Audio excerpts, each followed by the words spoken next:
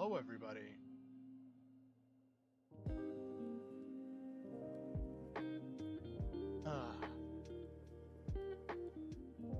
Live.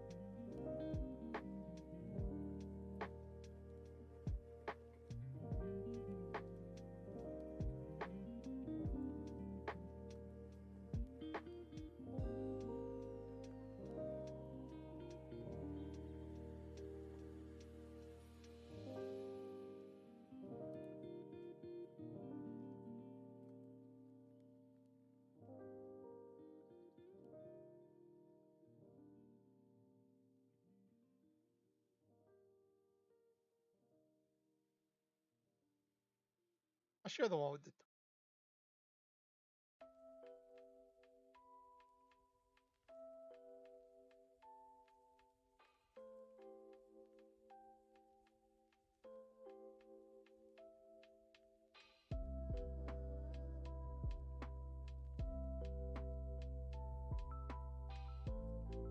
Okay.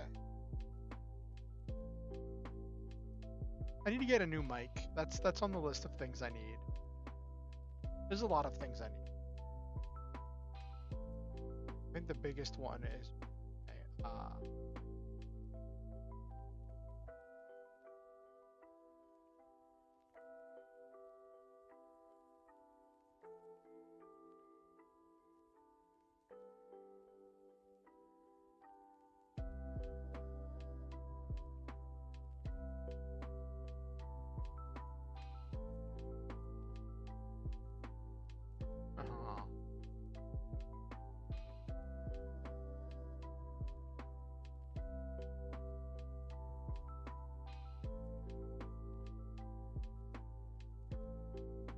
okay.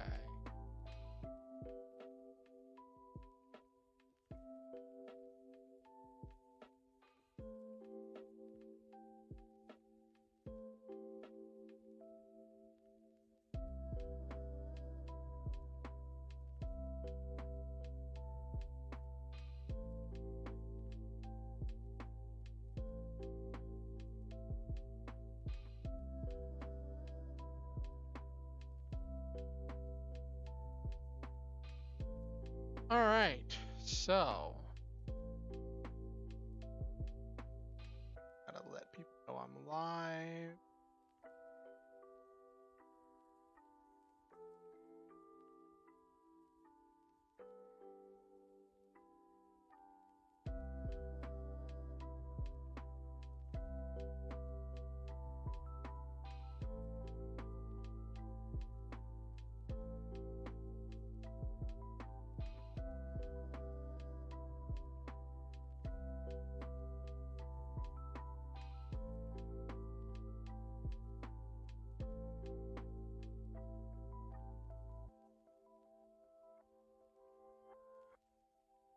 Posted about it on Twitter. Do I want to share it?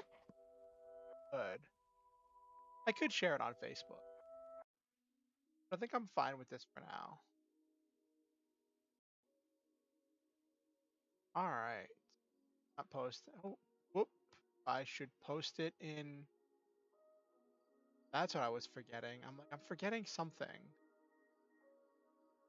I should post it in my Discord, even if I'm not posting in someone else's Discord.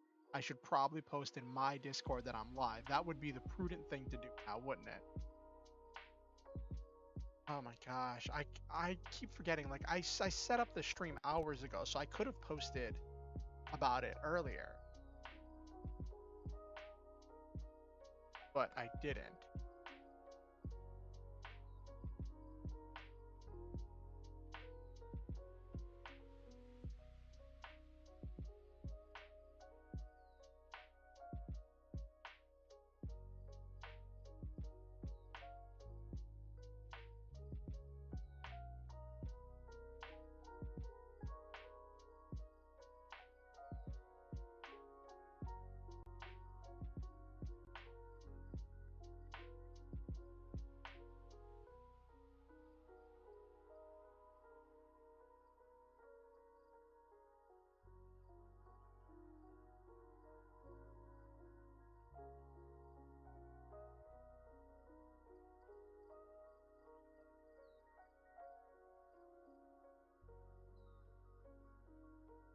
Okay.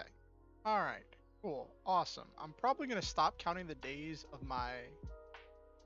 So I started when I first started. I was counting the days of my writing challenge to see how long it would take me to finish this novel with this process. Right. Let me change over.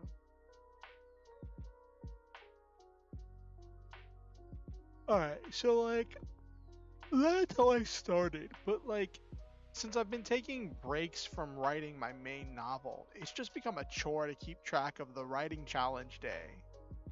And I never set an endpoint. I was just kind of going to keep track of it. So if I want this to go from being a writing challenge to being a writing habit, it's some things have to change. Some things have to change. So, how was everybody's Thanksgiving? How did everybody do on the American Day of Thanks? As some people call it Turkey Day, the day of family, friendsgiving. Hey Sam, welcome. Yeah, it is cool to have something that you can measure. So I I posted about it in my Discord. I found uh Turkey Day was good for everyone except the turkey. Uh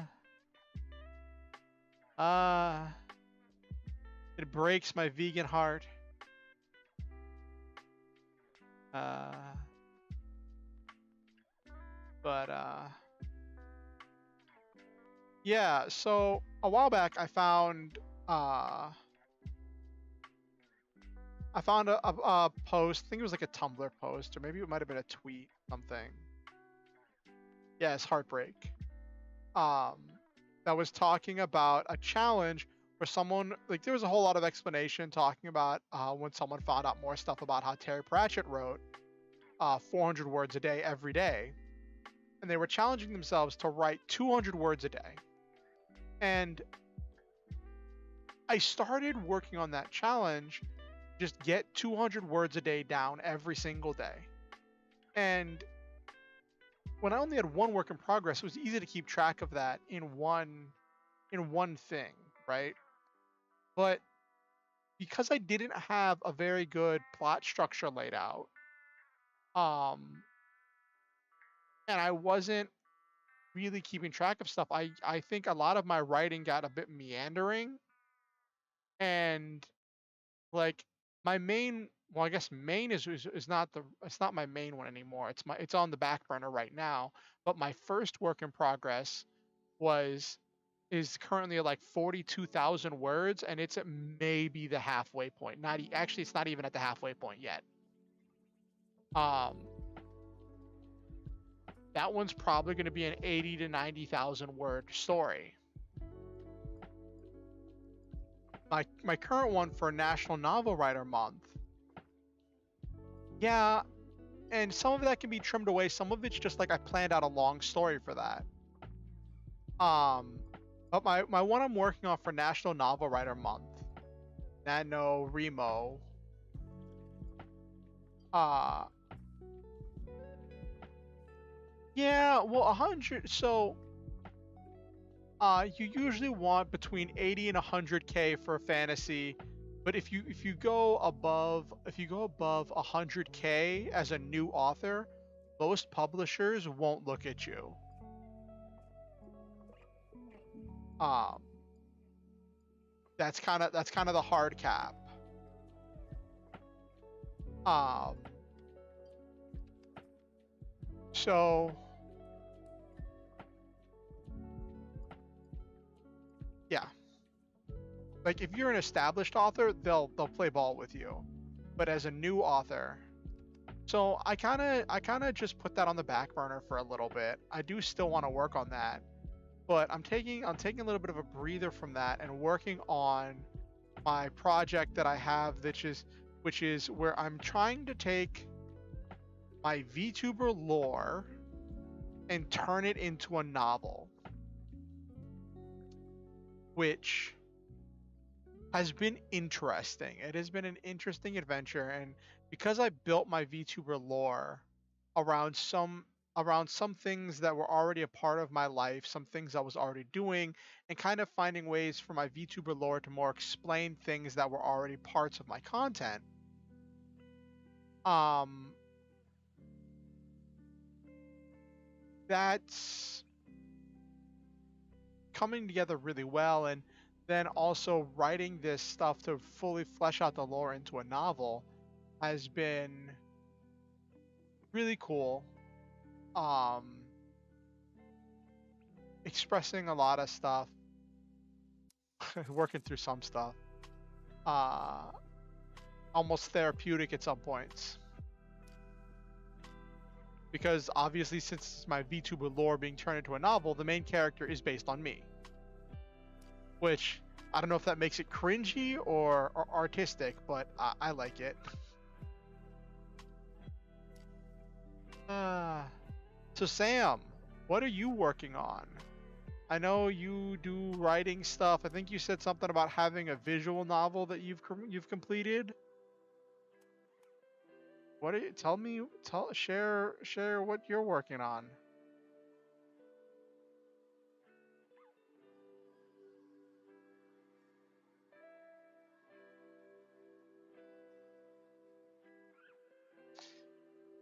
Yeah, self-inserts do. Working on a visual novel plus a death game web novel. Ooh, that's exciting. That's cool, like working on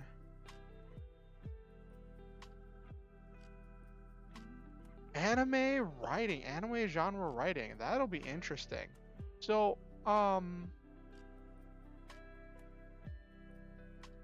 how how would you say that anime genre writing is different from what we see right now between like Western fantasy novels or sci-fi novels, um, and the light novels that are so popular in all over the world actually. Um, do you foresee a new genre developing that's somewhere between the two? What do you mean when you say anime genre?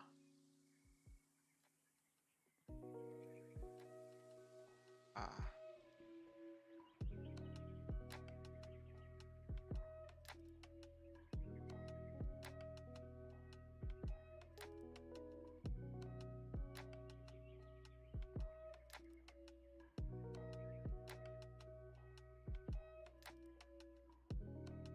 it's hard to express as an elevator pitch. Oh, okay.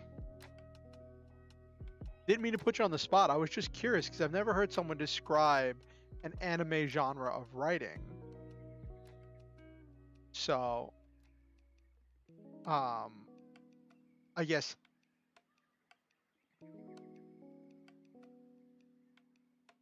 male romance novel. Oh my gosh.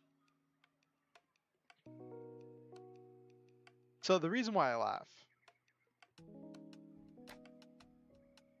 yes, packaged as adventure, isekai, yeah. So growing up,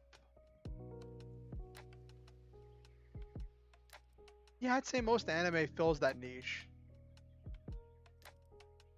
So for me, growing up, my mother was obsessed with romance novels. Now make of that what you will. Um, but I grew up on romance novels. I dreamed of being a romance novelist. I used to study how romance novels were written, and now I just don't even write romance in my stories. Um, I'm especially not putting romance in the story of my lore novel because with myself as the main character, that's just I feel like that'd just be weird writing some fictional love interest or like I don't know what's worse. If I wrote a completely fictional love interest for my character in my lore novel, um, who who would then be lost whenever my character transferred to another world and became a VTuber, um, or to write a character that's based on one of my past partners. I don't know what would be weirder. But yeah, um, I don't. I had someone come in and ask me one time, like, "Is there romance in your story?" And I'm like, "No." It's not that um, I don't know. It's not that I don't like romance in stories. Um, I think part of it's kind of like therapeutic for me to see stories that don't require romance. Um, Growing up, I had this idea that everything centers around romance, which comes from growing up on romance novels. Um, and everything needed to be in service of my eventual romance. That got me into trouble. That got me that got me to make a lot of bad decisions because I was so lost in my own head and sure that it would all work out for the better because I was the romance protagonist, right? I was young and stupid.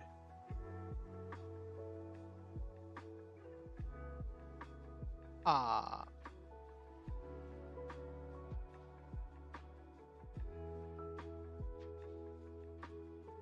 mhm. Yeah, I was gonna say I feel like my writing of my lore novel kind of falls into that. Um, like I feel like it kind of falls into the anime genre kind of thing because it's a super robot story. It's a story of my character becoming a giant robot pilot and fighting to save the world, then sacrificing himself in this big hurrah to take out the enemy generals. But then he gets lost in a new world and becomes a VTuber. Uh, which that's my lore in a nutshell.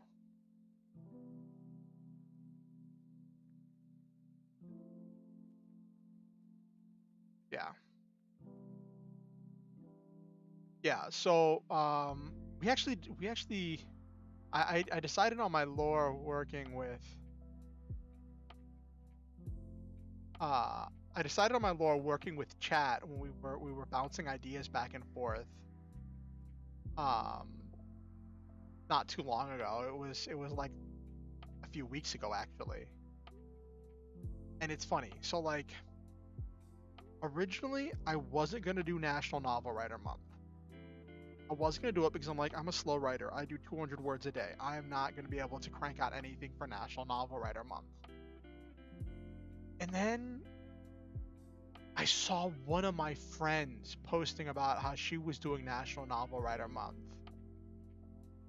and they were um, talking about that, and some other people were talking about what their projects they were working on, and then seeing my friend post daily updates about her struggles and what she was going through for National Novel Writer Month got me kind of feeling almost jealous, feeling like um, that's so intense, but it's so cool that they're trying to accomplish so much stuff in a month. So I kind of eased into it because at first I was like, okay, well, I'm going to challenge myself to write a whole bunch more this month than normal and then see what comes out at the end of the month. And I was fleshing out my lore and I was like, is there enough of my lore to make a novel? Is there enough to my lore to make into a novel? And found this really cool plot structure, the 27 chapter plot structure, um, that I found online. I put a link to it in my Discord, in the writer's corner of my Discord, um, and that helped me a lot. Okay, it's really cool. Let me find the link to it. I'll put the link to it in chat. This isn't the video that like of the person who created it. It's an analysis of it, And I think they reference in there. Uh,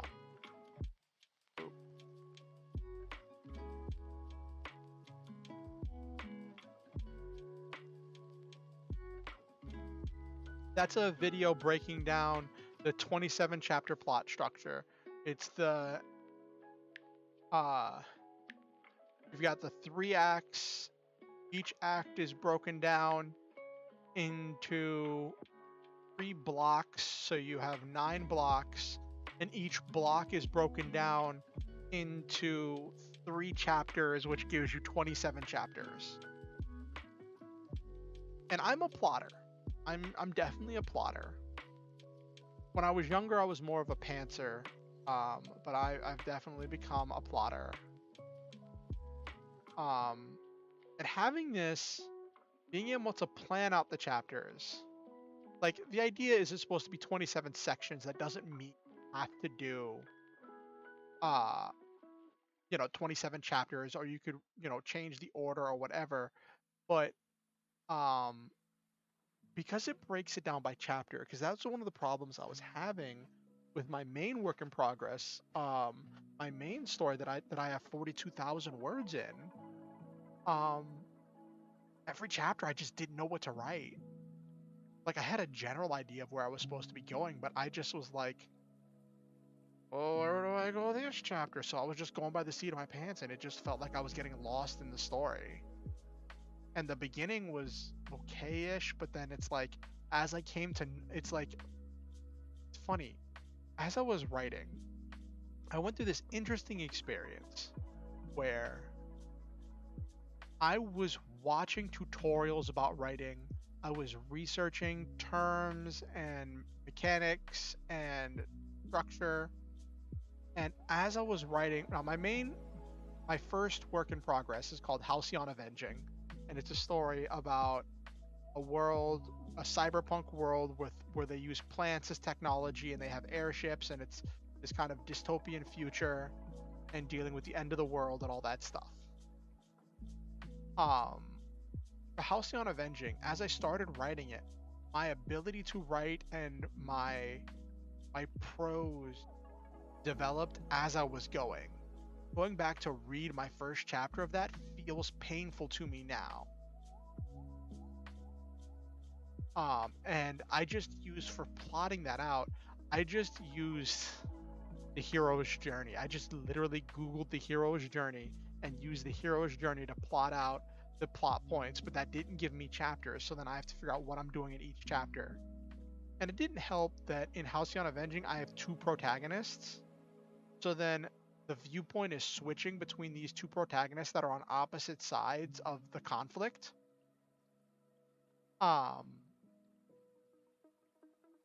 So there's this thing of like trying to represent, and now I've gotten to the point in the story where their paths are crossing. Yes, complexity creep can definitely be real.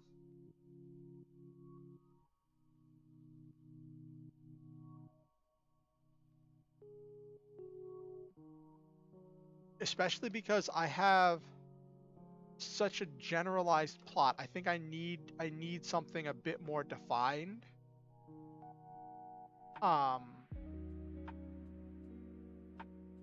Because like some plot points, some chapters, I'll go through like 2 plot points in 1 chapter. Other plot points I will take 2 chapters to achieve.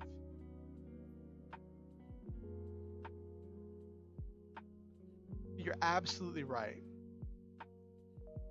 So Sam, what you said you're working on a visual novel, and a death game web novel.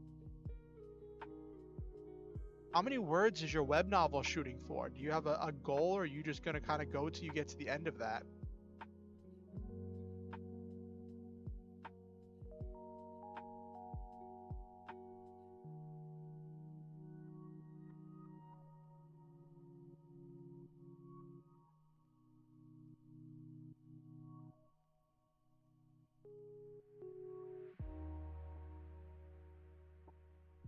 Oh, okay.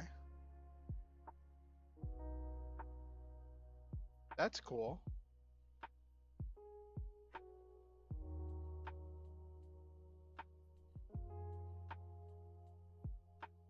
So for the visual novel, are you using like how are you publishing the visual novel? Are you using like Visual Novel Maker or some other software for developing the visual novel? Because I just found out that was a thing fairly recently. I use RPG Maker for my game development, but I've put my game development kind of on a hold for National Novel Writer Month, just so I could focus on writing. I almost broke form. I was debating doing a game development stream tonight. But I was like, you know what? I really need to get some writing done, and I got no writing done before this. I'd meant to get a lot of writing done before stream, and that's why I was thinking of doing a game dev stream. But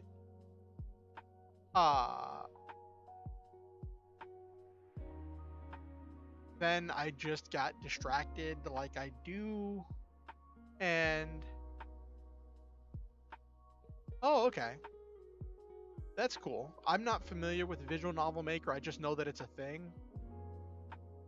Renpy, is that the software you're using?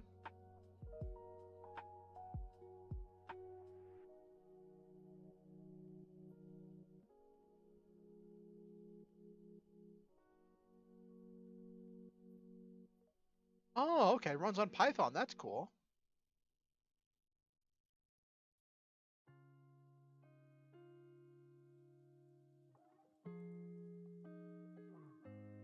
Have you really? That's cool. That's awesome. And you've worked with that before? So you're familiar with it?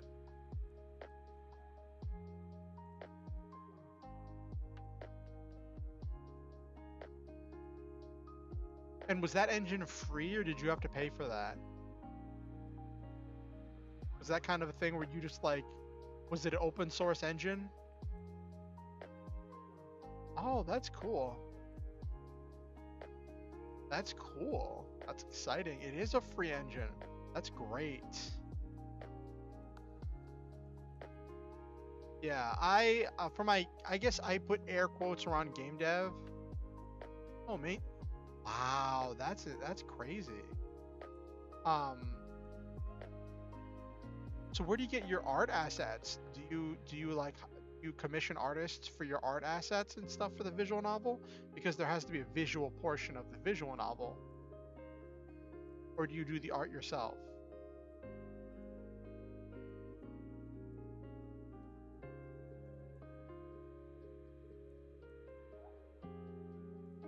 That's cool.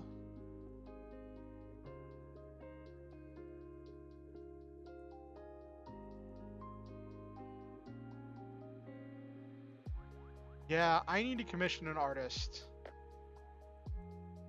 I need to commission a couple of artists.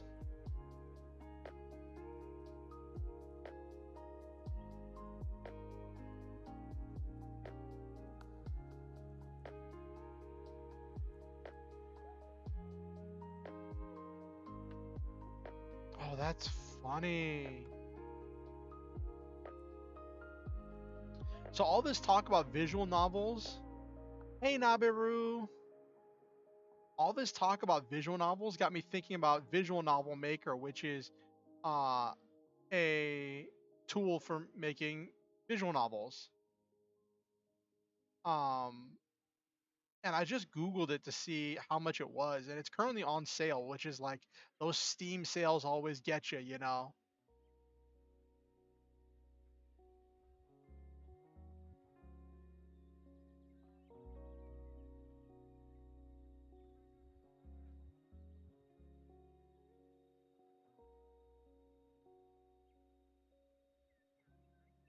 Yeah.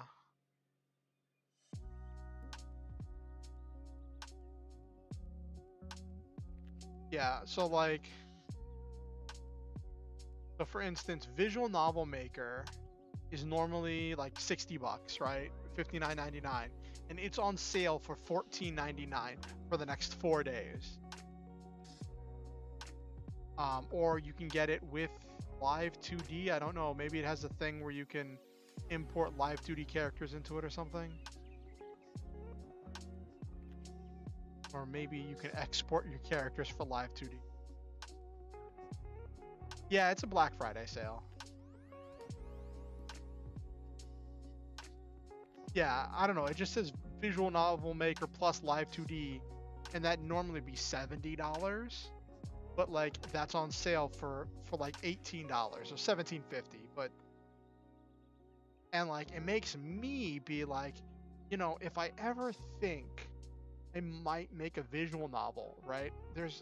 I don't have the patience for learning Python, but I might be able to goof around with Visual Novel Maker and make something. It won't be as good as if I got somebody else to do it. Um,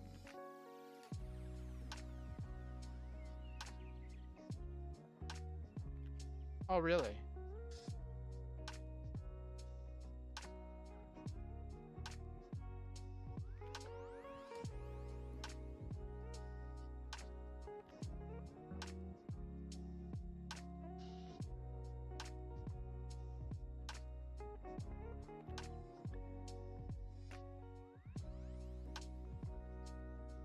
Okay, that's cool, Sam.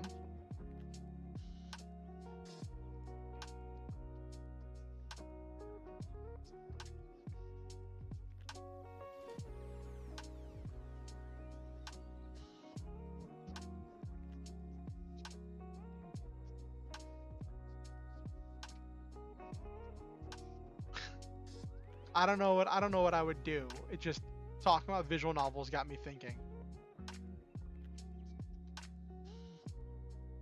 How are you doing, Nabiru? How was your Thanksgiving?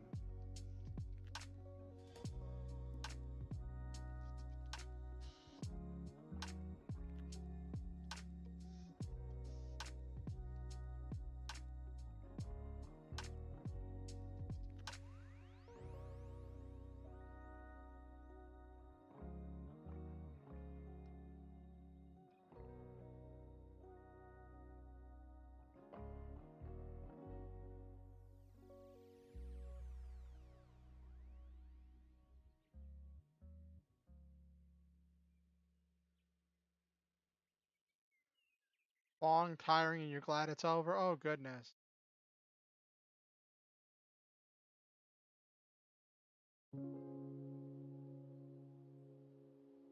I'm going.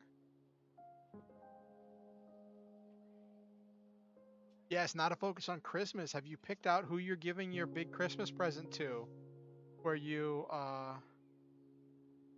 do that thing you do where you make uh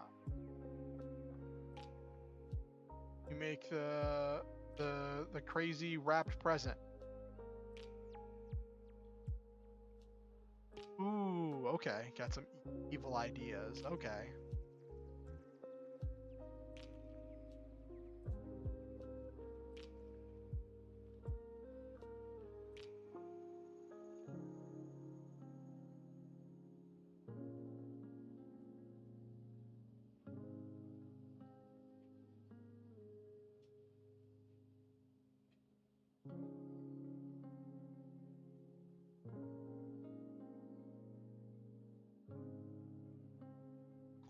Alright.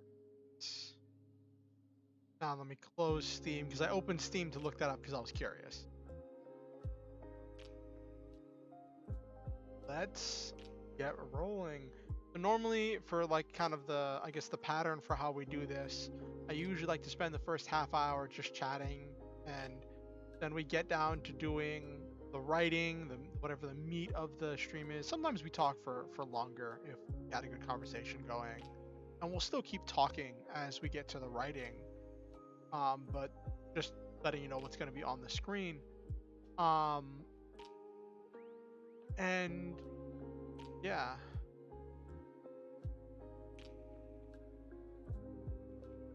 Why would you tape up the zipper, Nabiru? Oh yeah, because you have multiple stages to the wrapping paper or the wrapping setup around the presents you give, right?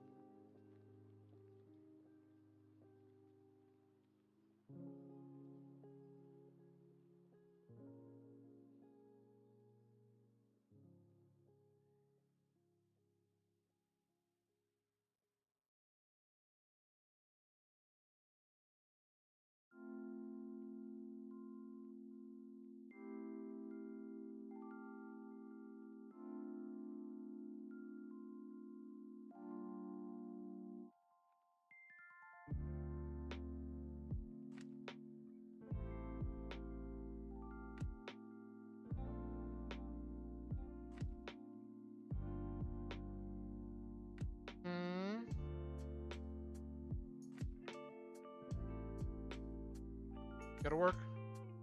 Yeah, I gotta work for your gift.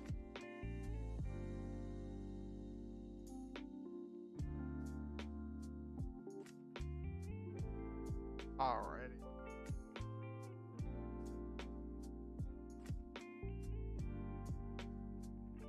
Okay.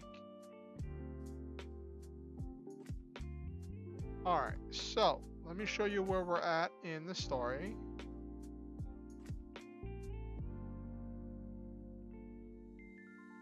So this is my outline. We just finished chapter 8, which is the plot twist. Though I feel like chapter 8 might have to be redone because it was like it didn't complete. Now my goal for this, because I want to maintain a snappy pace, is I want to be around 2,000 words per chapter in order to shoot for the goal of getting a 54,000 word novel. So I want to get my idea, not linger around too much, and keep moving because I don't want to get lost in the sauce. If in revisions it gets punched up to being like 60 or 90 thousand words or whatever, that's whatever. But I'm shooting for the initial thing of trying to get something done because I really want to finish something. I've never finished a manuscript before, and I want to finish something. Which was also part of the allure of National Novel Writer Month, is of actually being able to finish something. So, a quick recap of the story. We have our introduction, which sets up the world that the dark machines have besieged this world, but these giant glowing radiant robots have appeared and are fighting off the dark machines and introduce themselves as the Star Hunters and say that they're going to defend Earth. But then over time, the Star Hunters start losing and having to retreat. People die. Sections of the world get leveled. Stuff's bad. But life moves on, and you're introduced to Orian, main character, who is a Boober driver, which is it's Uber but with a B. Okay. And I thought Boober like a cheeky like booba thing, right? Who's transporting these four, he calls them kids because he's old. Like, I made the character as old as I am now. Well, like maybe as I was when I first turned 34. Like now I'm like halfway through my 34th year, but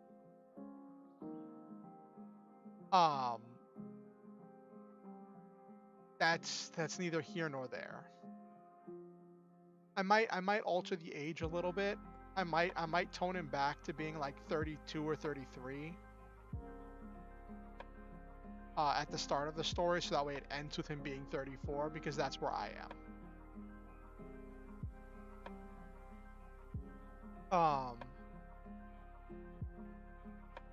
So we set up the world. Then there's the inciting incident. Now the inciting incident is that Orion is having a Boober drive with these 4 kids, and then their car gets attacked by the dark machines, and he finds out that these kids are the Star Hunters set to defend Earth. He calls them kids because they're like 18 years old. Well, not like, they are 18 years old.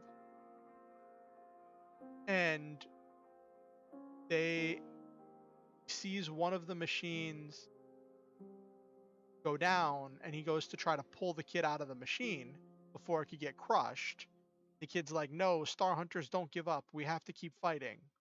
Which reminds me, I may need to change the wording on that to better suit something I said later. Did I say Star Hunters?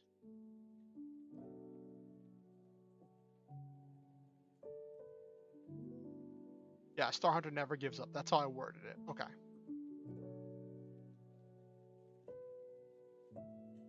So, in this instance, the inciting incident isn't quite like... Well, the inciting incident is that the car gets crushed, and he ends up piloting one of their machines in order to defeat and drive back some of the dark machines. And then in the chapter 3, he gets his car repaired, and he ends up meeting with the kids to demand an explanation. So that's the introduction. That's block 1, which is all about introducing the hero. Of Act 1, which is the introduction. Block 2 is where a problem disrupts the hero's life. Now, this is where we kind of go in this interesting direction that I really like with this story, which is where the problem that interrupts the hero's life is not that his planet is being beset, one of those words, by these dark machines. The problem is that 18-year-old kids are being left to save the planet with no supervision and no direction. And they are failing, and people are dying.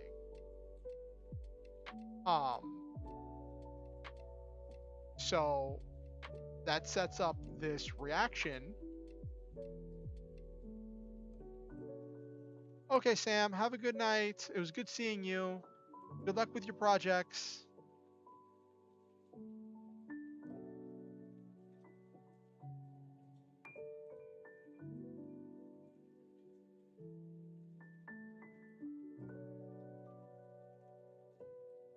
But yeah, problem disrupts the hero's life. The problem is that the kids are being left to save the planet. And so his reaction to that problem is when they can't give him a good explanation, he heads to Star Hunter Galactic Command, which also is their academy. And he takes in this location, he's awed by the sights, and he starts to see how the system works. Then you get to the action, which is where he's taking action on this problem. And he meets with their leader, demands that in chapter 5, he demands that they start recruiting older, more capable pilots because people are dying with their current recruitment policies of recruiting the youngest possible age to be considered adults. They say, well, if he wants them to choose older pilots, then he needs to become the older pilot for the first batch and then see how he performs, and if he performs well, they'll recruit other older pilots. Now, he's not an ideal pilot candidate, but he's trying. Then we get to chapter 6, which is the consequence, which is where he begins training. And he has a lot of trouble at first. He has trouble because he hasn't been in school in a long time. He has multiple health issues that he's struggling with. And he's just struggling. He ends up collapsing at the end of his first day. Then we go to block 3, hero's life changes directions. And in this, the direction is, it's actually something really important to review here. He was going in with this belief that he had to work 3 times harder to get the same result because he was older, right?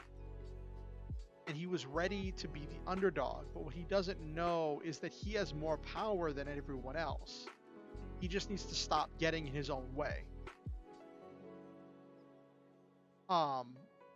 And so he has to realize that he belongs here, and he finds out in the plot twist. Because chapter 7 is where he starts to doubt himself. He wonders if he made a mistake, and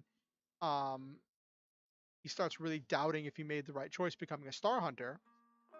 Then there's the pinch, the plot twist. And that's when I actually made it one of the instructors because I wanted to build a good connection with the instructors. Finds out that even in spite of his age, his capabilities were so great that he was on the reserve list of pilots they were going to choose. And he finds out that, hey, you don't have to prove anything to anyone else. You were already chosen. Belong here just as much as everyone else, and you don't have to prove anything to anyone. And that's this big revelation to him. And now we're on chapter 9, which is push, where he has to take that change in direction and he has to run with it. The problem is I spent the first 40% of the chapter. Like the first like 40 to 45% of the chapter, maybe 30%. Yeah, it's closer to 30%. Finishing up the story of chapter 8, which that's where I'm at right now.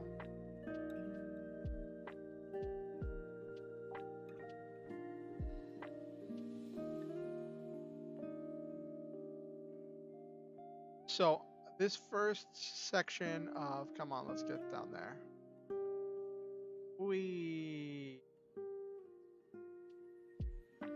Like I've spent, how many words did I spend here?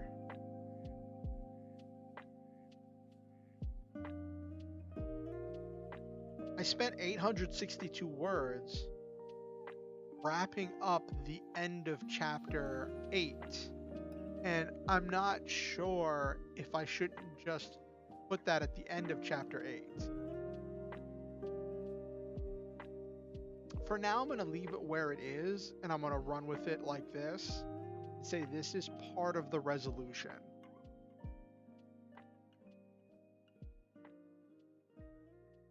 So now, because we haven't even gotten to him getting his mech yet.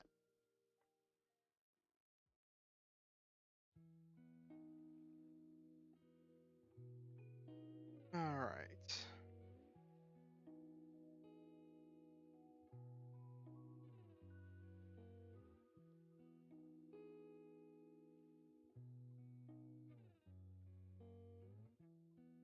Hey, Selva, how are you doing? I didn't want to go bug you because I figured you were busy with Final Fantasy 14 or something. And I know you deal with crazy schedules. Was today another one of your early days, Silva?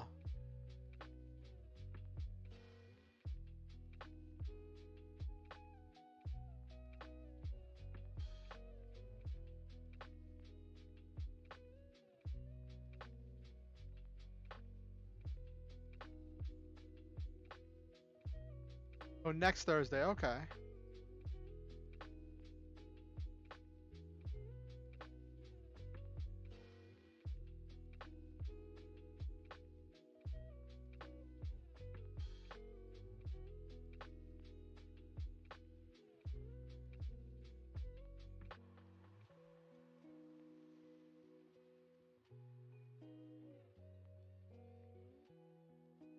And crazy. And oh, you're short-staffed. Why are you short-staffed? Is it because of the holiday?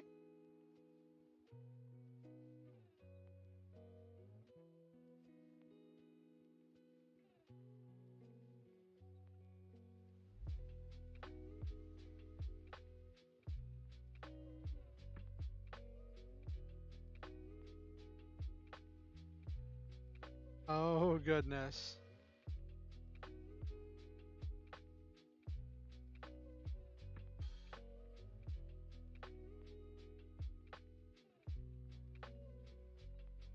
Everyone took their PTO at once. Well, you know what? Holidays, it happens. It's kind of a thing. I'm surprised they didn't wait for Christmas. Honestly.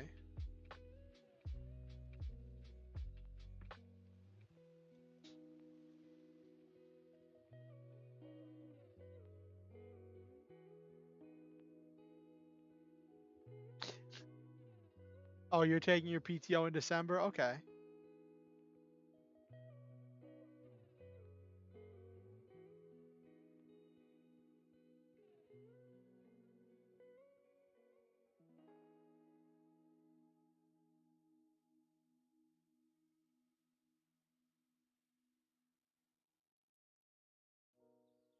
Yes, vengeance shall be yours, Silva.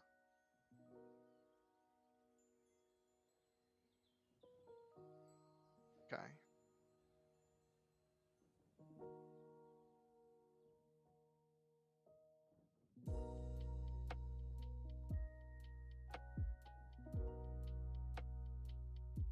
Okay. So now I just gotta figure out where to go from here. I want to keep things moving, so I don't want to dwell on this scene. So in this scene, it's where Orion finds out that he has so much power. He is like the chosen one. Um, and he needs to stop trying so hard because the problem is he's trying so hard to prove himself that he's injuring himself and getting in his own way and is having trouble controlling his powers. Which I think that's something I do a lot. I try so hard to prove myself because sometimes I get concerned, I get imposter syndrome, I feel like I don't belong, I feel like I'm not good enough. And I try so hard that I trip myself up, and so many things would be so much simpler if I just got out of my own way. If I just did the thing. And that was something I wanted to kind of express here because again, the main character is based on me, so he's gonna be dealing with all my struggles. But not all, but some, definitely.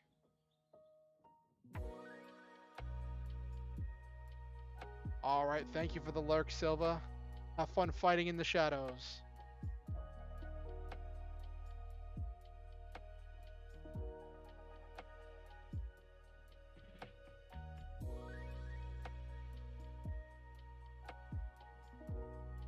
Quick.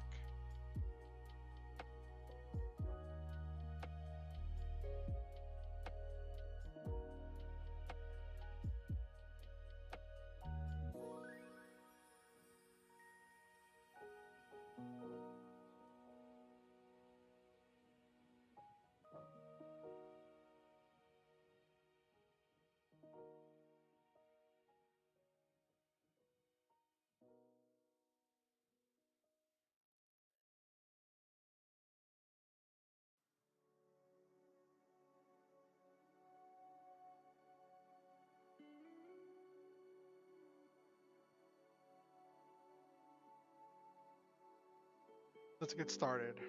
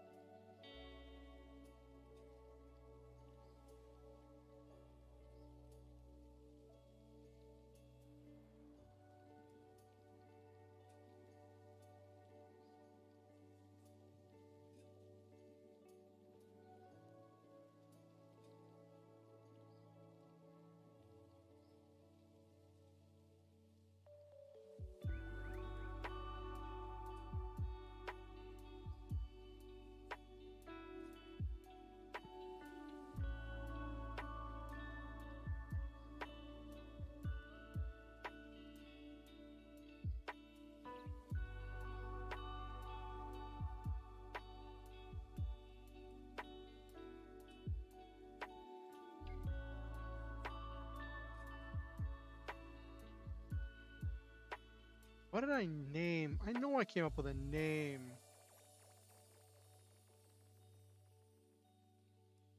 for the instructor.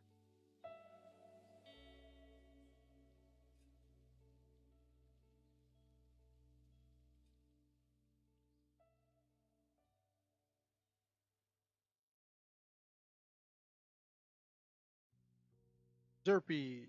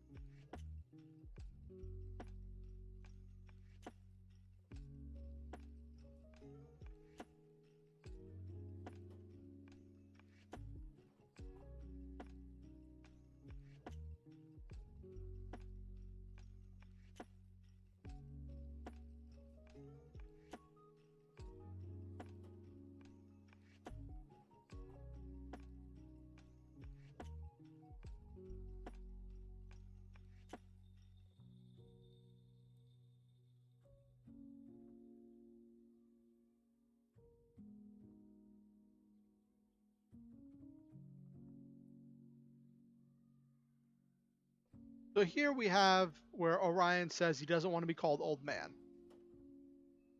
He doesn't want to be called old man. So, and because that was one of the things where like people were calling him old man and he just didn't like it.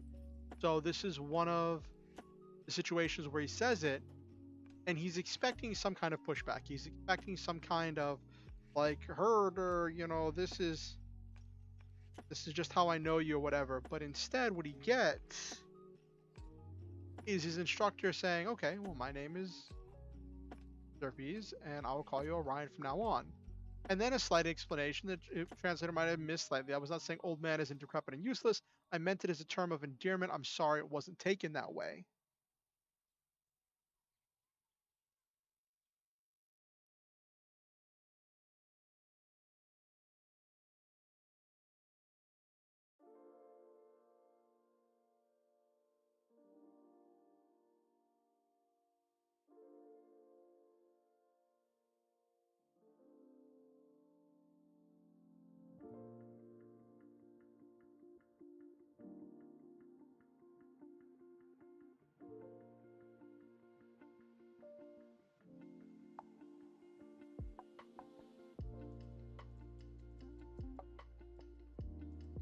So this is also kind of like a fantasy. This is the dream of like you tell someone what you want to be called and then they do it. They um they're understanding and they apologize. Um and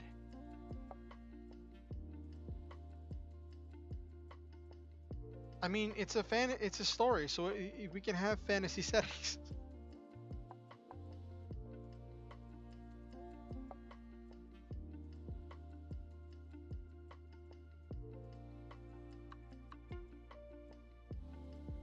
Orion OG.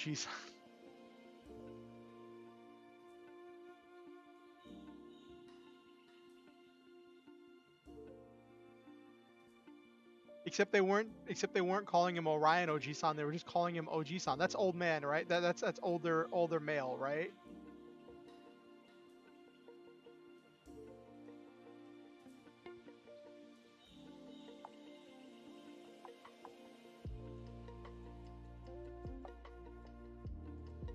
Yeah.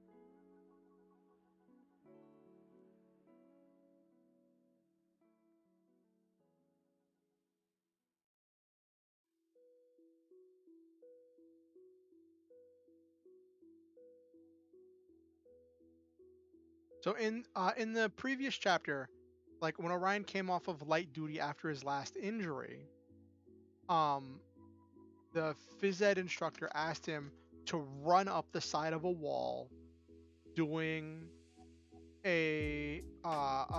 going straight up the side of a wall, doing a vertical obstacle course.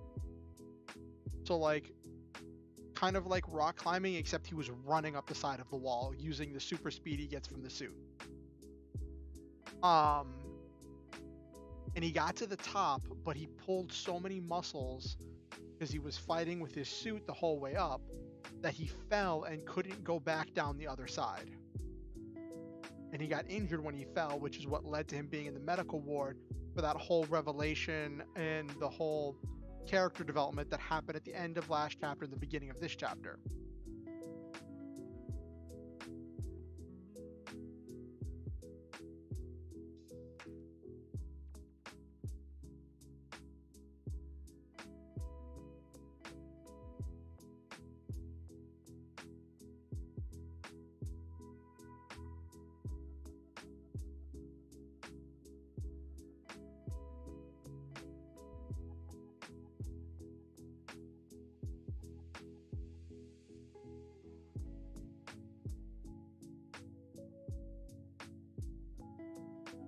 Yes, you don't go full Deku.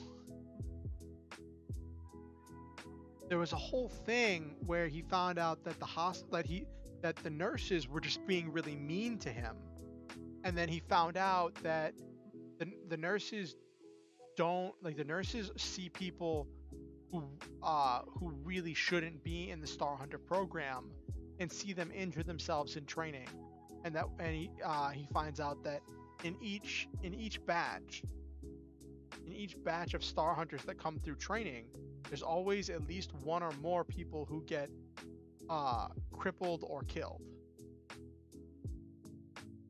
because of how intense the training is.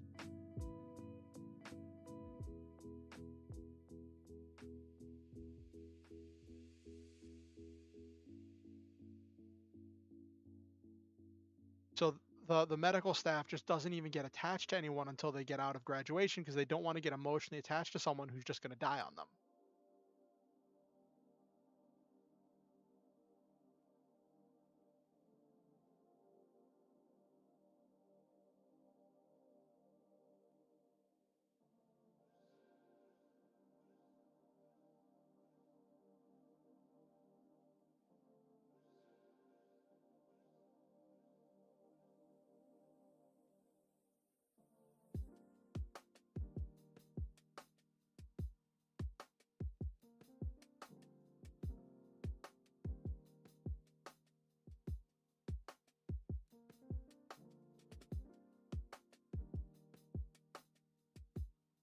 Right. But this kind of went from being a normal logical thing to the doctors getting the doctor and the medical staff getting very cynical. Because there's this policy that Orion learns about that no one can flunk out of being a Star Hunter. After you get chosen, it just means you're going to be in training for a long time. You might go through multiple classes, and other Star Hunters might start and graduate while you're still in training. But the only person who can decide that you're not a Star Hunter is you whenever you choose to leave. And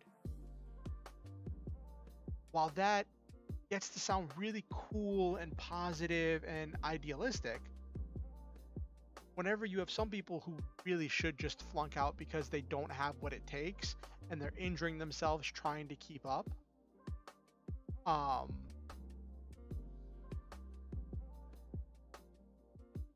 then like the medical staff is the one who has to see the results of that policy. And over the years, they've just grown cynical. They've just grown cynical and burnt out. And Orion is just the latest one in a long list of very gifted and talented individuals who is just tearing their body apart through training. So what's happening here is he's wearing his cyber suit that moves with his mind. He is to think about something and let the power carry him, and it'll carry him at superhuman speeds. But he's trying to move with his muscles instead of letting his powers carry him. And um, whenever he tries to apply force with his muscles can't move to keep up with the suit. So the suit is tearing his body apart. That's what's happening. And he's super self-conscious because he thinks he has to work harder. So he's trying to focus everything on moving as fast as he can because he thinks he needs to work twice as hard to be just as good as everyone else because everyone's calling him old man.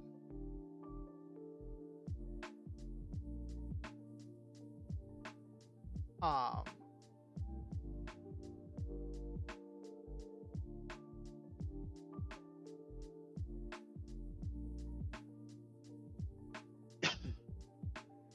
so that's kind of what's happening right now. And this is the first time where he's just going to release. Just stop freaking out. Stop thinking that he has to prove something, and just let the power flow.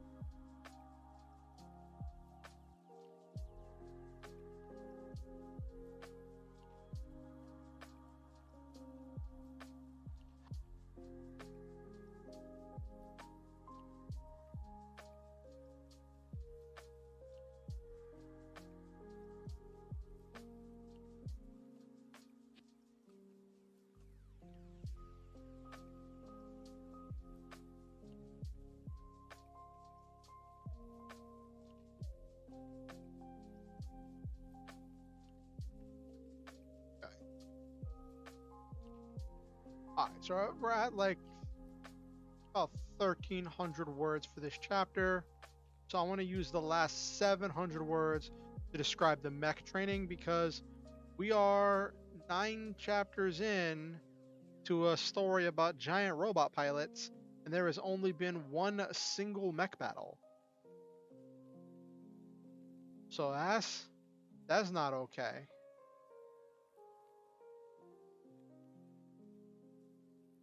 We're actually on track to be doing really well, if I can maintain a good pace.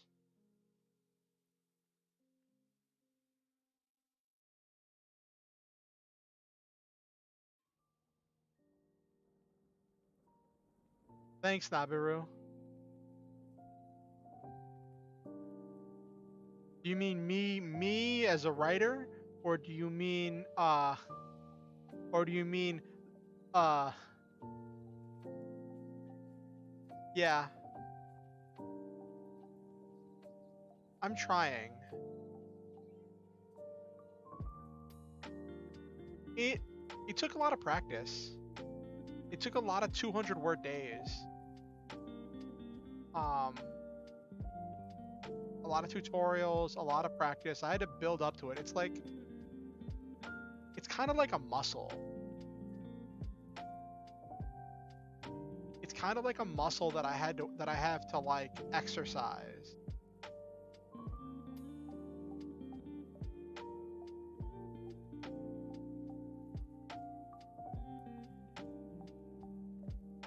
And like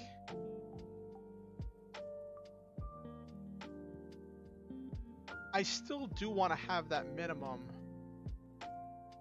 Yeah, no easy training montage. Jeez, this took me 90 days to get to the point. Like we're on 91 days of almost continuous writing.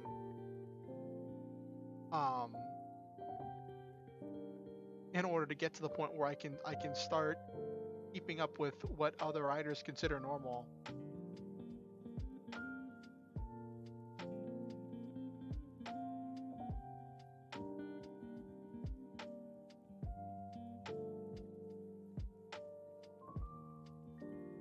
And a lot of it's been this month. A lot of it has been this wild and crazy month of working hard and pushing my limits. And I think a big part of it also is changing to a new project because I was feeling really lost in Halcyon Avenging, and I think I'm going to need to do some restructuring in that story. Um, but like Halcyon Avenging should not like I should have treated. I think the big problem was I knew from the beginning Halcyon Avenging was going to be an 80 or 90,000 word story, right? Because it's the big magnum opus. It's the big story with all of the randomly generated stuff. We put all of that time and effort into designing that world, and there's going to be a lot of words with those characters, right? I should not have started with Halcyon Avenging. I should have started writing a smaller 50,000 word story that I could just finish. Just finish and just get through. And trimming down to this story has been really, really helpful. And I've learned a lot.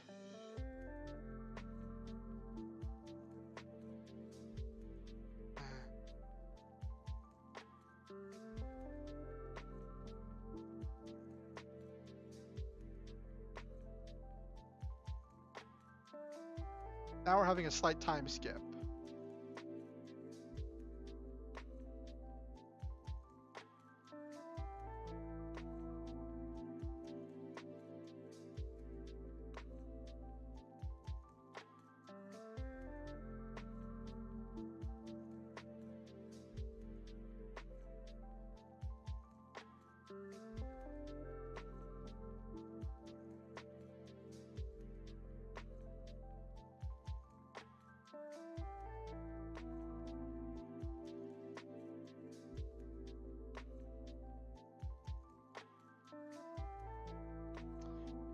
Well, I had all these ideas and I wanted to like so the thing is with Halcyon Avenging, it might end up getting trimmed down to 50,000 words because there's a lot of fluff in there. But I wanted so much stuff in Halcyon Avenging. I wanted political intrigue. I wanted to build and create this massive plant punk world, right? I wanted there to be airship combat. And I just wanted this thing as I was telling essentially two stories in one of both um, Hazel and Grief, telling these two stories and how they intertwine together. And I was telling a story with two lead protagonists, um, which complicates the storytelling. And I have all these ideas about what I want to do with that story, but my outline was just overly vague and I didn't really have planned and I didn't plan out what I was going to do in each chapter. So then each chapter I'm just making it up as I go along and I'm flying by the seat of my pants and I know that doesn't work for me.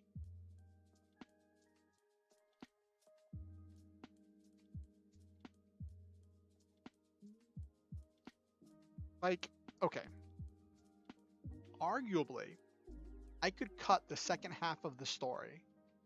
I could trim down the second half of the story and end that in like 10,000 words. I could arguably trim it down to 10,000 words and end it around 50,000 words. I'm not sure if I'm not sure how I'd feel about it. Um, but I definitely could. And I might end up doing that.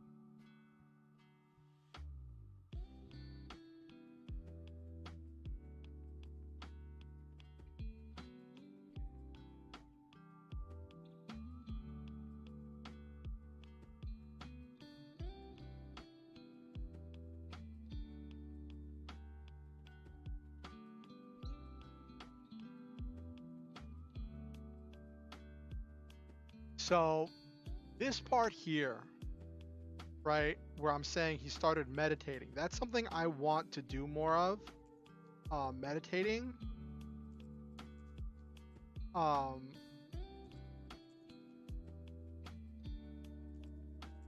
I kind of do it now, but not as much, or not in the way that I want to. Uh, so this is kind of, I mean, it's a story, and I'm writing a fanciful version of myself. So in an idealized world, I would meditate, right?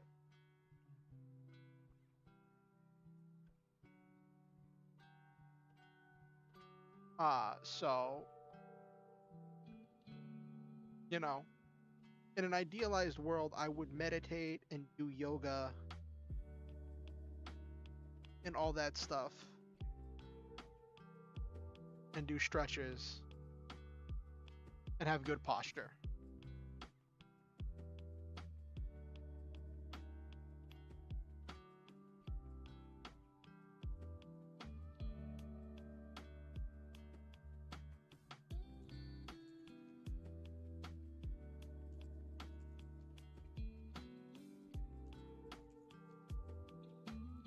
Yeah, good posture. What's that?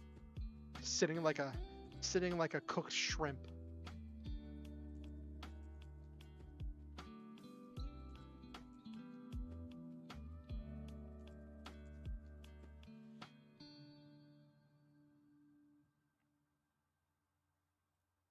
Have you ever tried meditation, Nabiru?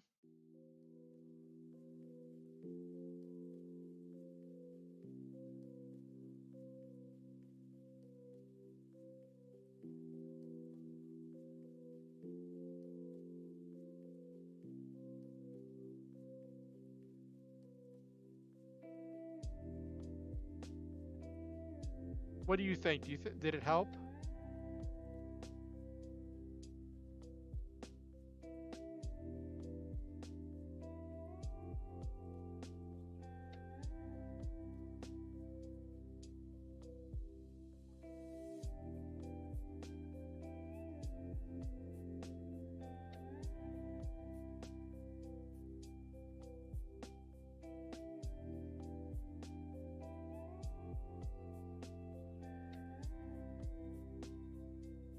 Hmm.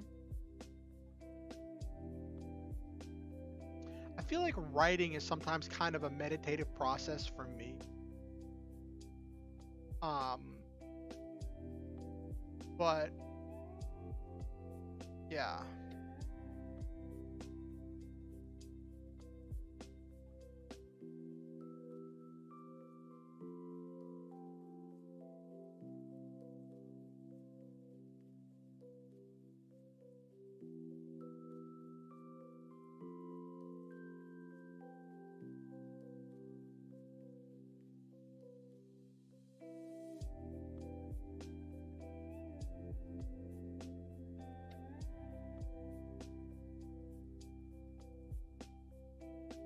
You have to work on a quiz. I'll stop and meditate to clear your mind. Okay.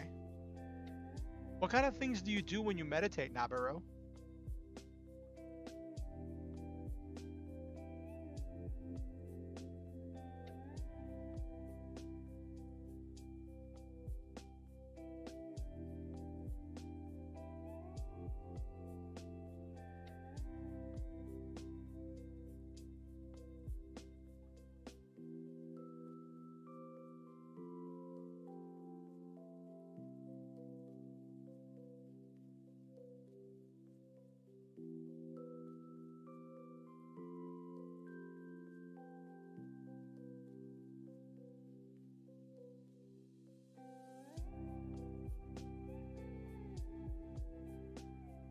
Okay, that's cool, Nabiru.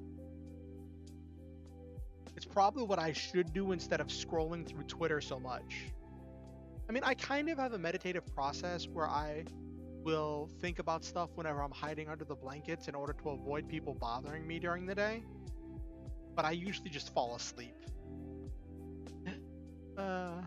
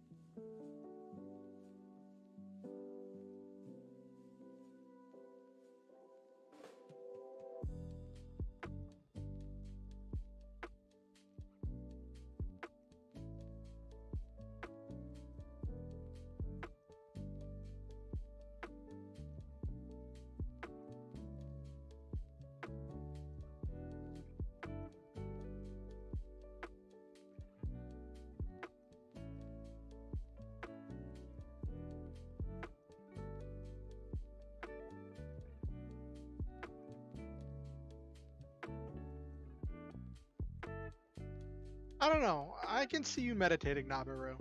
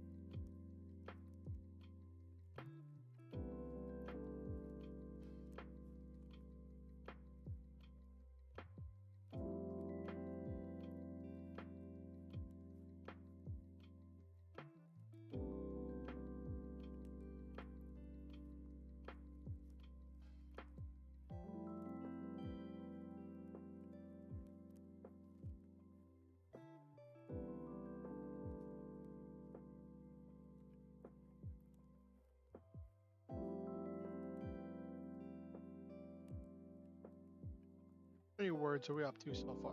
Want to maintain good pacing.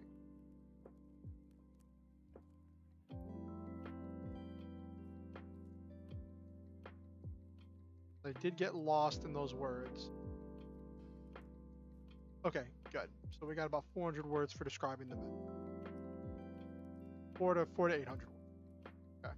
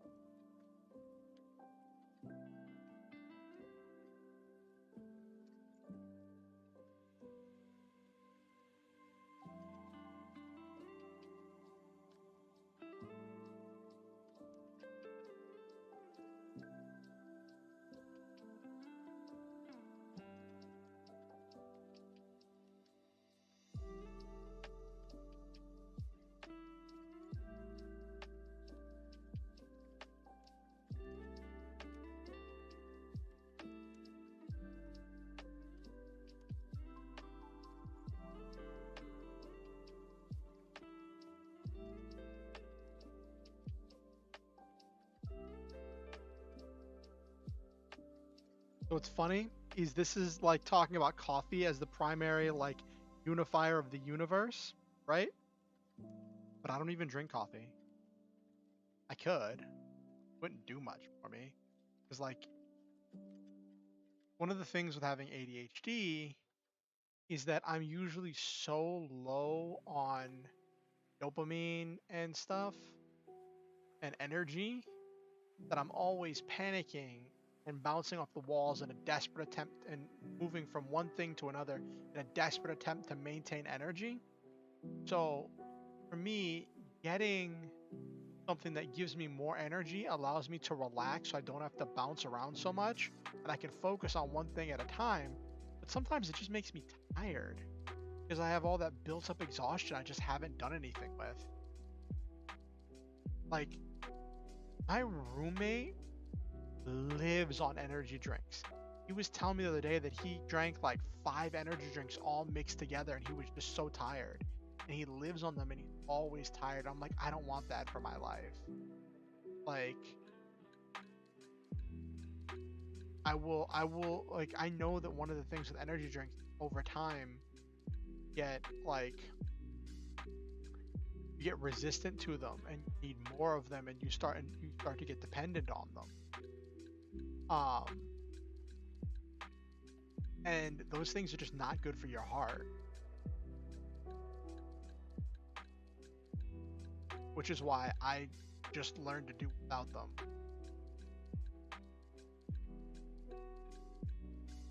The coffee I might make an exception for.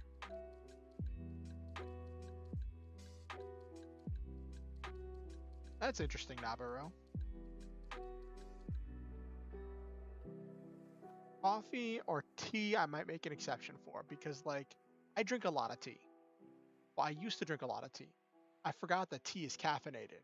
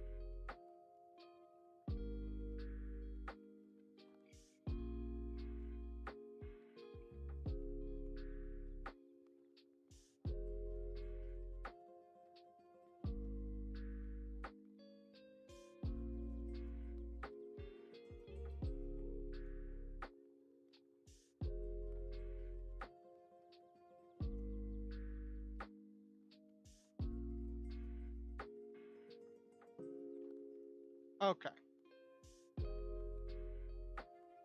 Feel kind of bad because I'm not going to be spending nearly as much time on the advanced training as I spent on, like I spent, how many chapters did I spend on the beginning of his training? I spent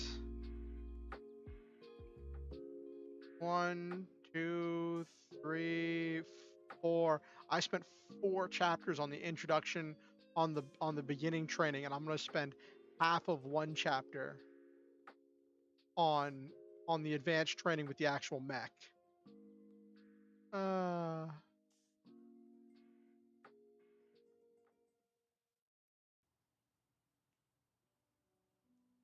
Not even half. It's going to be like the tail end.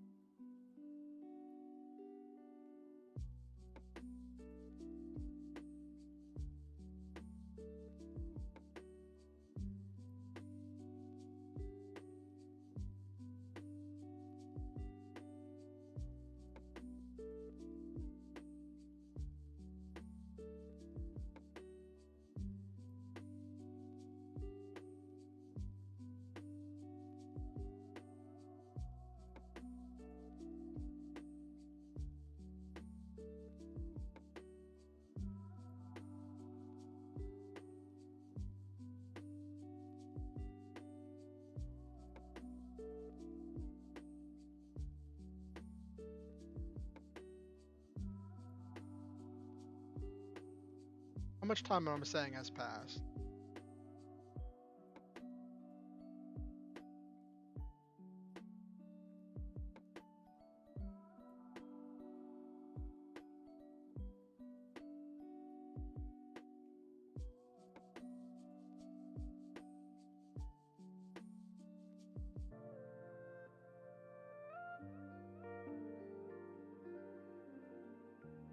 There's got 2 weeks, then 3 weeks, then you had a week before that.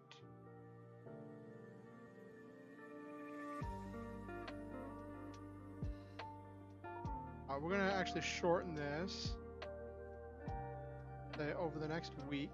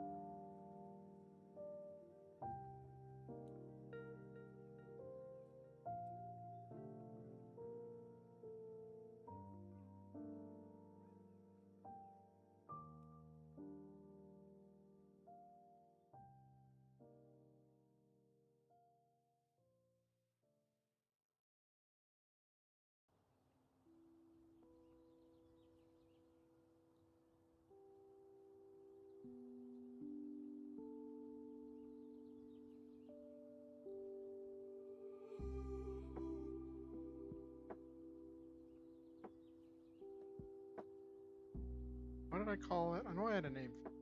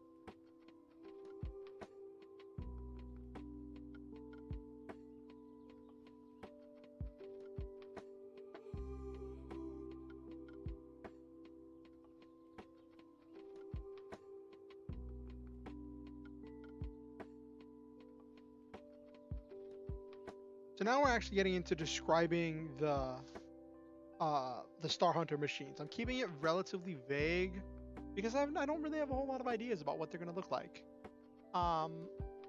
And because the Star Hunter machines are going to be getting described more thoroughly in coming chapters.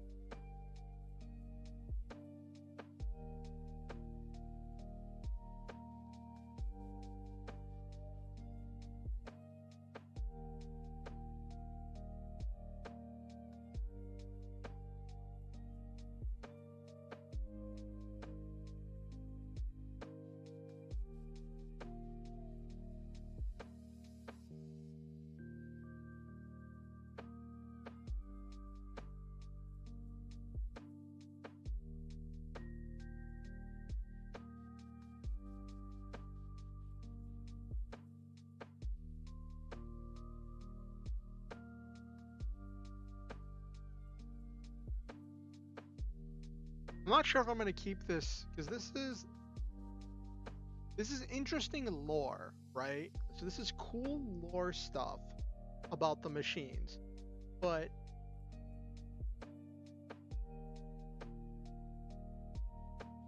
I don't think any of this is really necessary for this point in the story.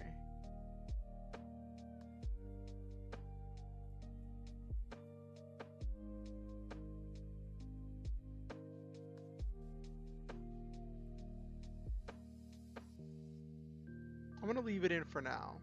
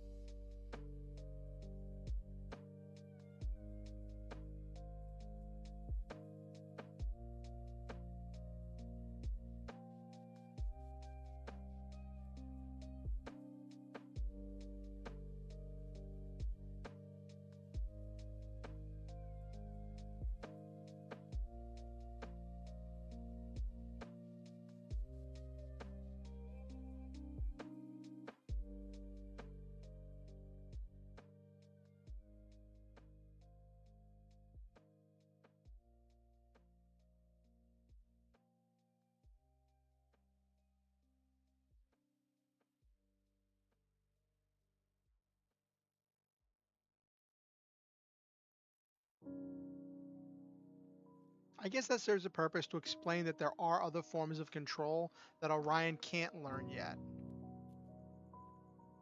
It doesn't go into which one's better or which one's worse.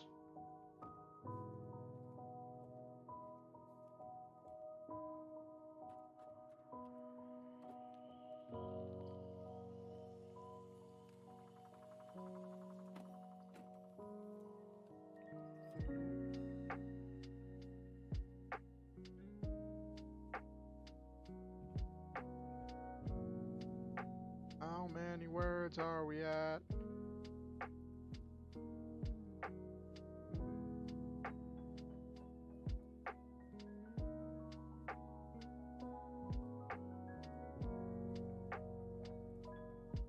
Okay. So I have between 200 to 300 words left for this chapter, which is good because we're just about to wrap up the chapter.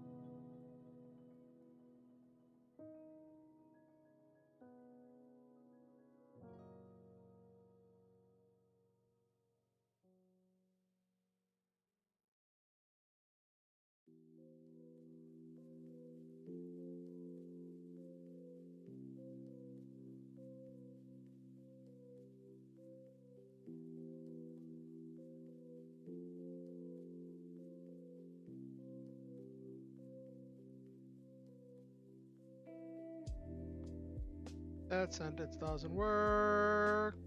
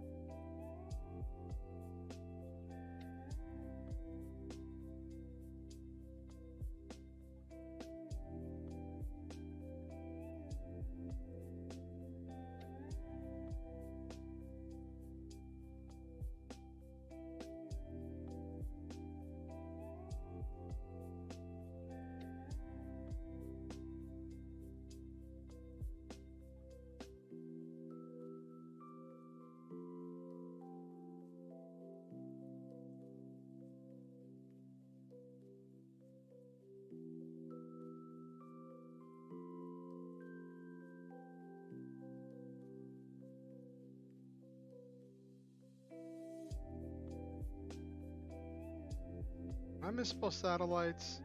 I probably put the second T. Yeah. I put two T's instead of two L's.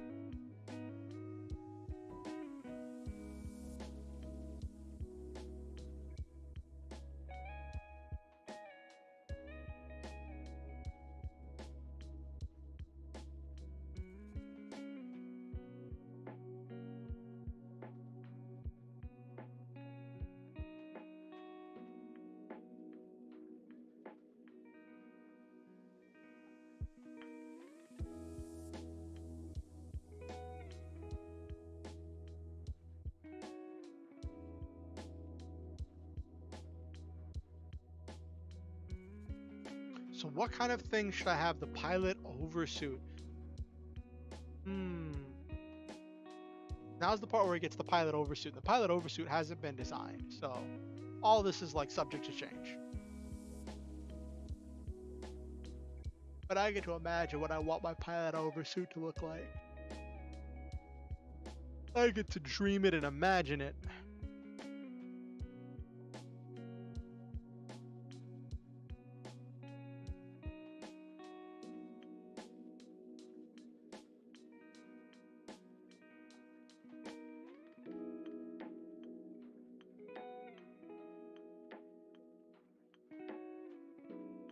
Built-in apps. That's funny, Nabaru. I'm thinking like, okay, have you seen any of the recent Power Rangers seasons, Nabaru? Because they do this thing in a lot of the recent Power Ranger seasons where when the Rangers get in their Zords, they get some like big chonky over armor that they wear exclusively when they're inside their Zords.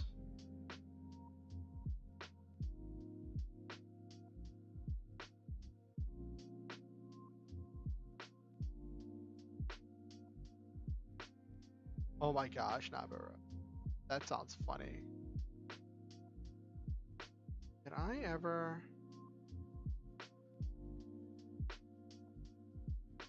get pictures of it? No, I never got a picture of it. I can't believe I never got a picture of it. So all the henshins? Okay, let me find this picture.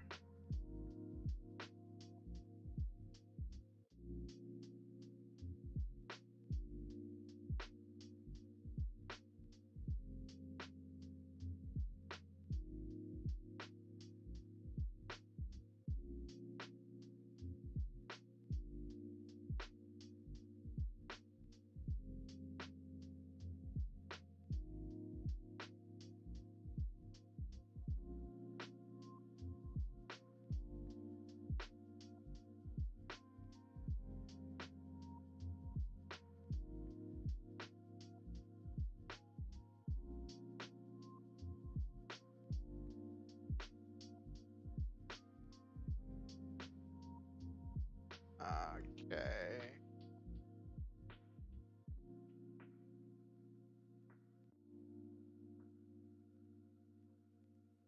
Where's the samurai one? I know samurai is a really good example of it.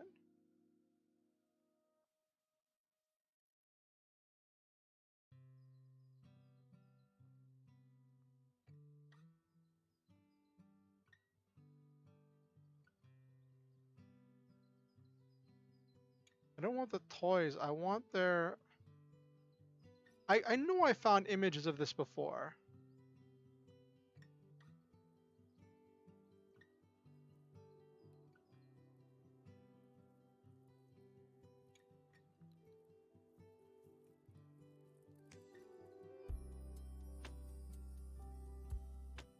All right. Well, I don't want to get distracted here.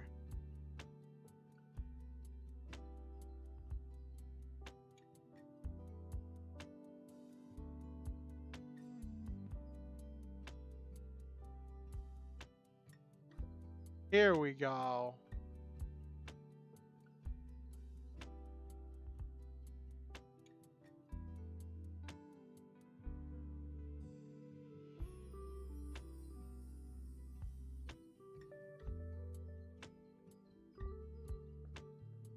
All right, I think I found an image of it.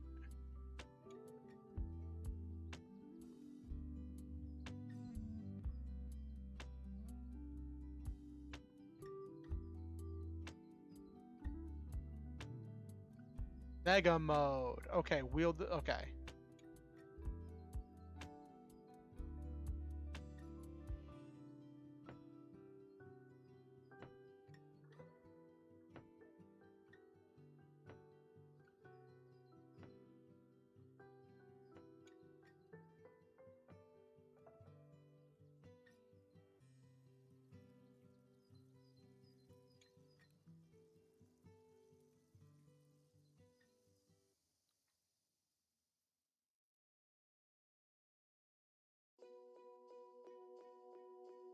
Okay. So what I'm thinking, get this image,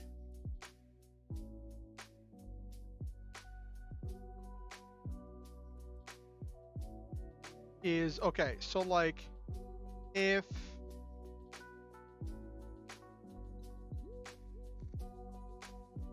here we go.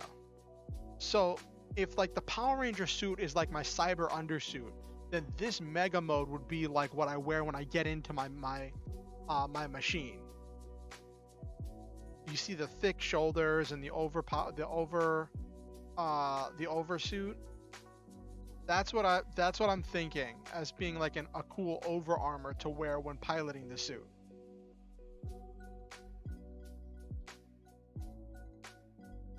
Does that make sense, Nabaru?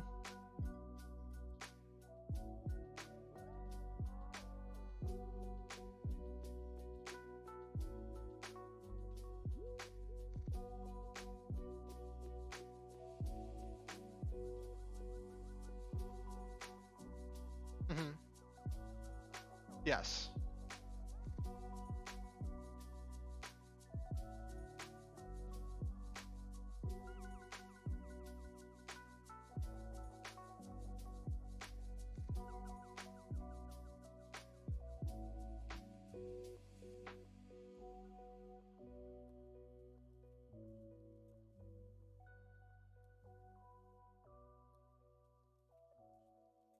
Okay. Back to work.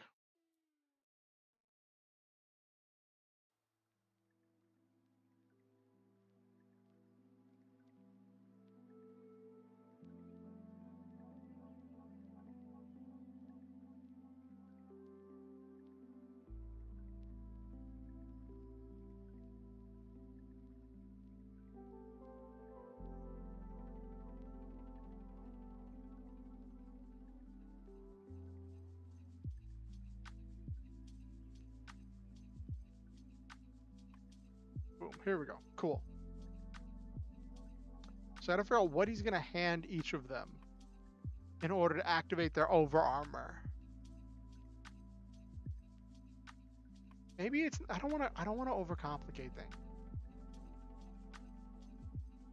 I really don't want to overcomplicate.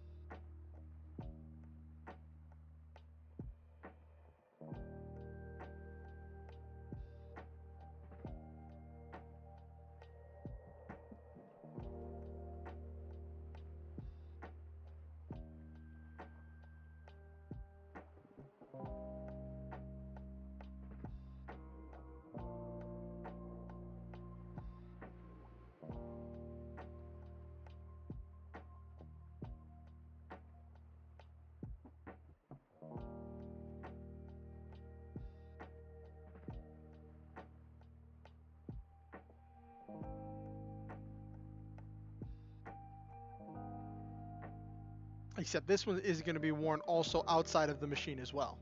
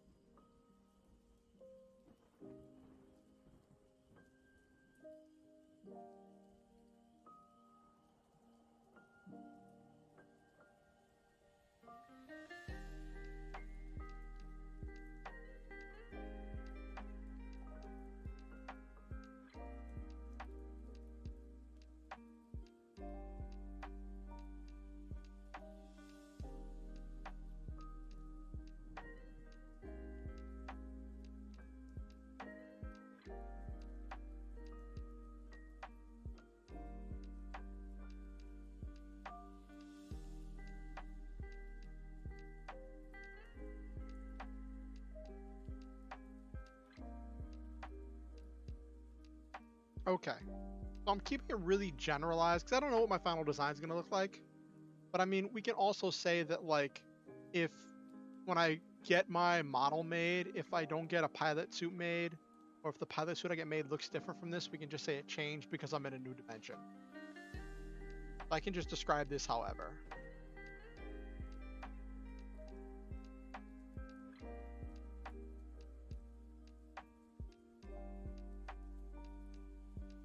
All right. I think we're ready to jump to the next chapter.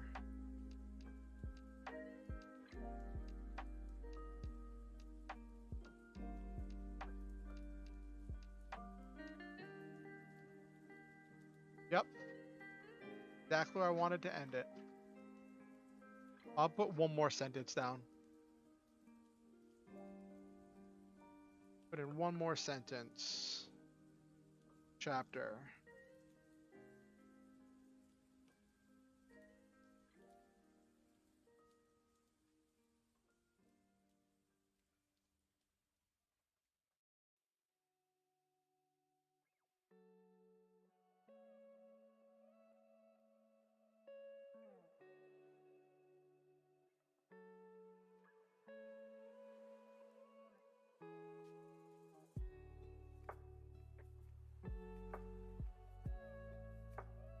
No, it will not have hip handle controls. Nabiru. This is not a dual pilot thing like Darling in the Franxx.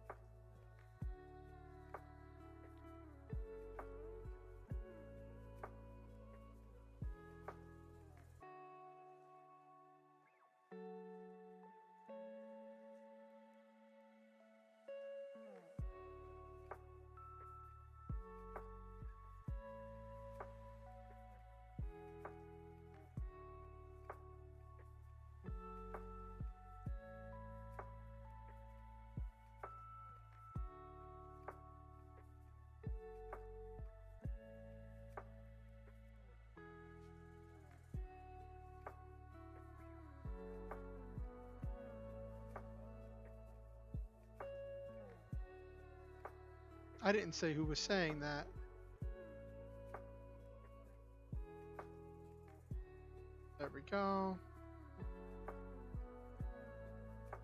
This is kind of an exposition dump. It's definitely doing telling instead of showing, but I don't want to get dragged down and bogged down in the training because that's not really the point. The point was the character development in the first half.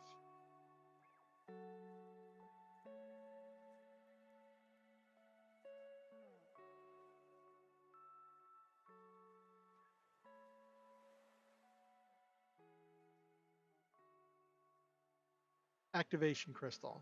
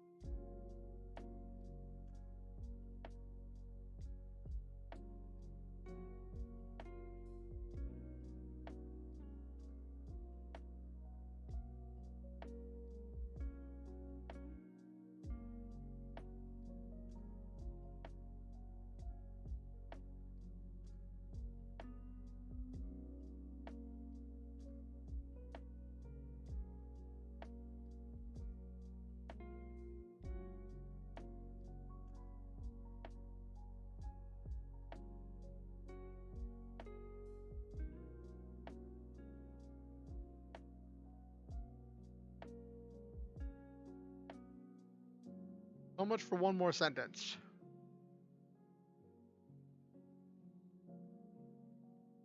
So much for one more sentence.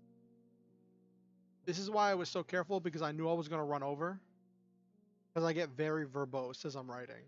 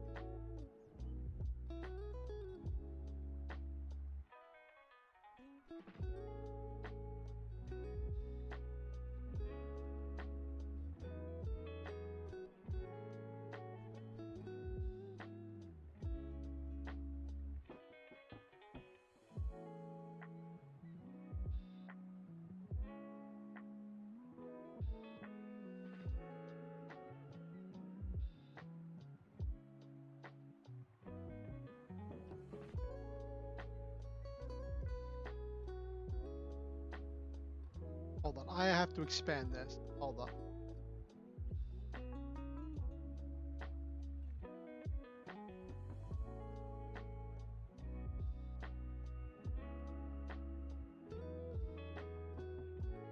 Because this looks like it's part of the same speed.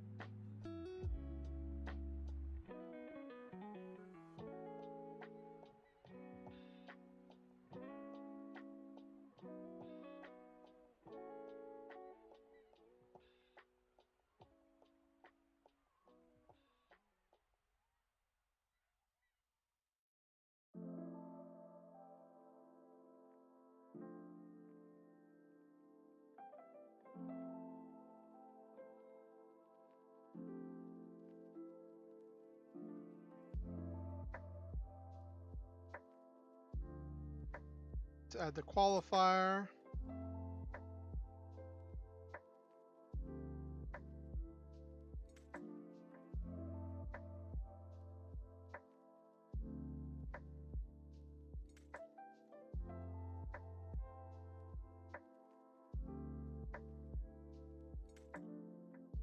Look at how much time has passed.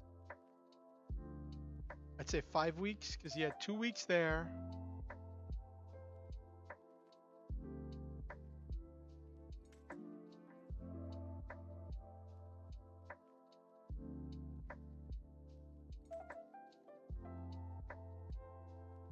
Using it for a couple days.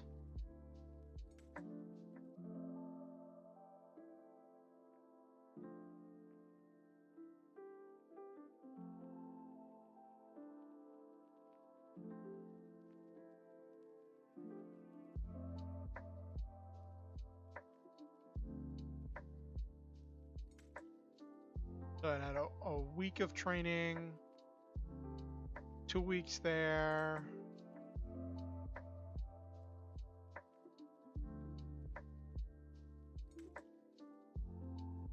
I'm just trying to make sure I keep track of how much time is passing.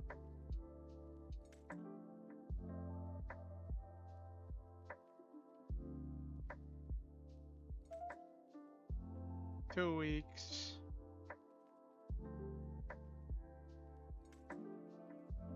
That's 3 weeks. Roughly a week spent in the hospital ward. Then he had a week of light duty.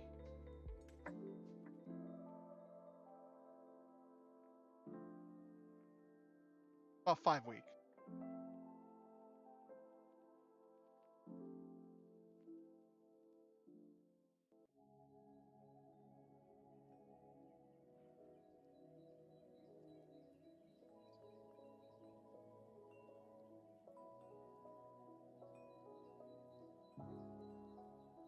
Yeah. 2, 3, 4, then a week in the hospital wing.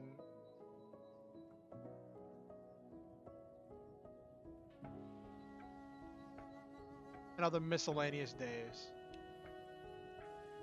Yeah, so I'd say it's about 5 weeks of training. Okay.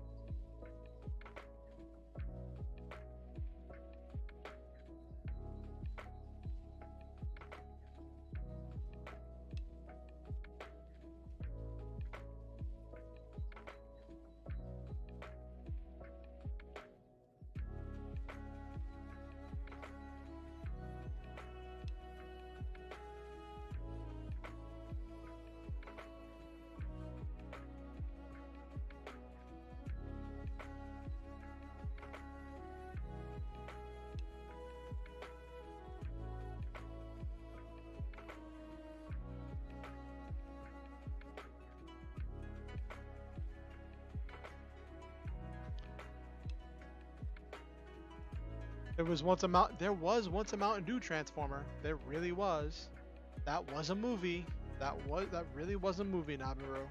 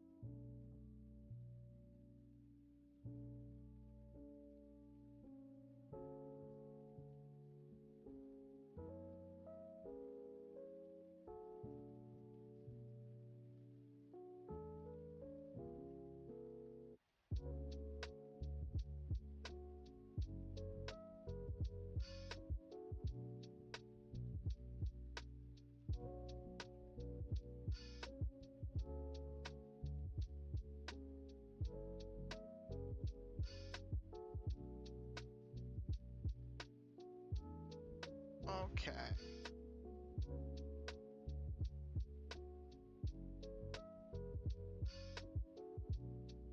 A hamburger, yes.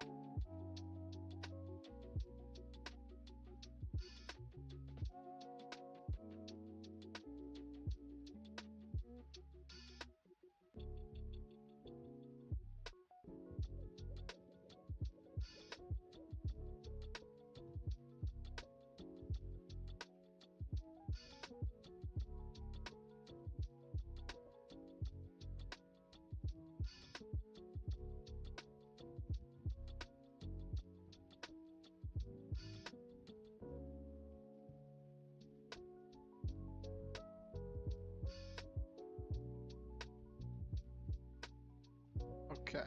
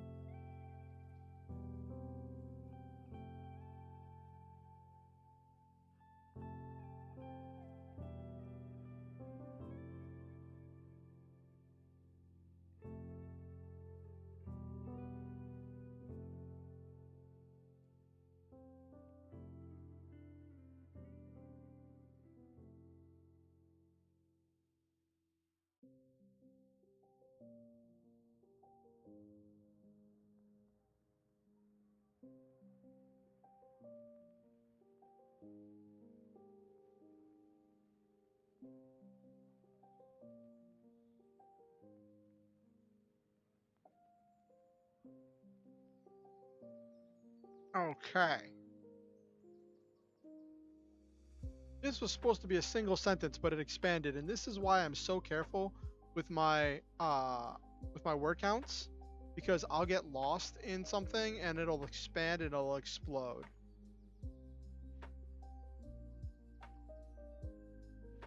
Like, I wanted this to be about 2,000 words. I feel like we're probably pushing 3,000 right now.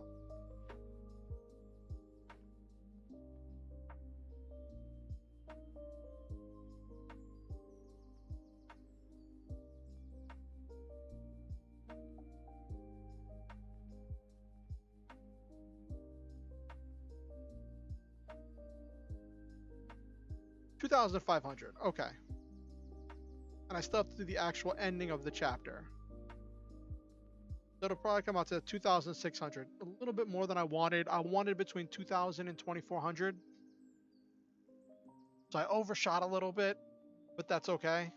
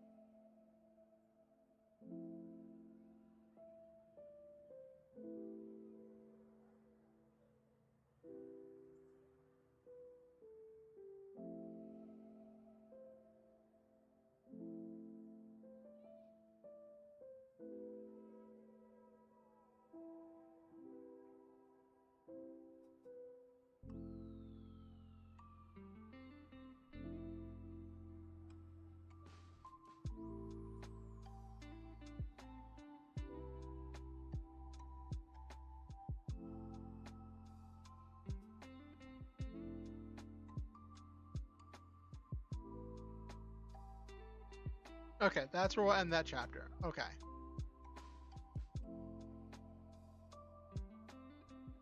We're at 19,000, almost 19,500 words. That's cool.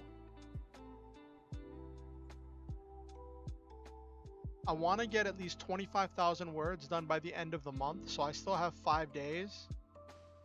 So I just have to crank out another 6,000 words. So that's going to be about 3 chapters. And that should...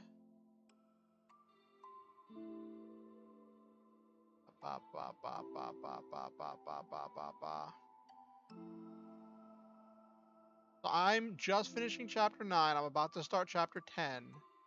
So if I do 3 more chapters, that'll put me at the end of chapter 12. That's not quite the midpoint of the story, but it's close. I want to be to chapter 14.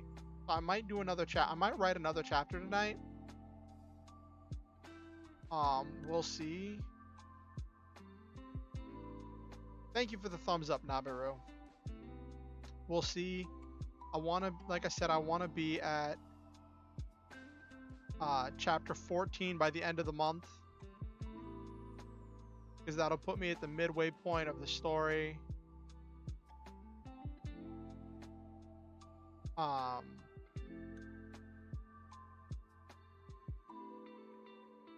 So I have to get through the next block. It's a lot of it's a lot of stuff to chunk through.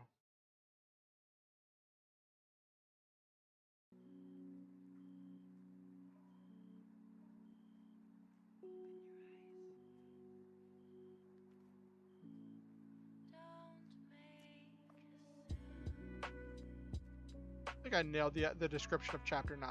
Okay.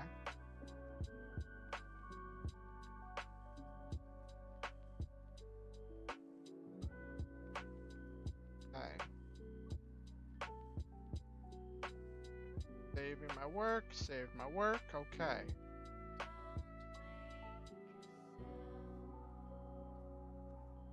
All right. Well, so what do you have planned for the weekend, Nabiru? You having a game night on Saturday? Isn't that what you normally do, Nabiru?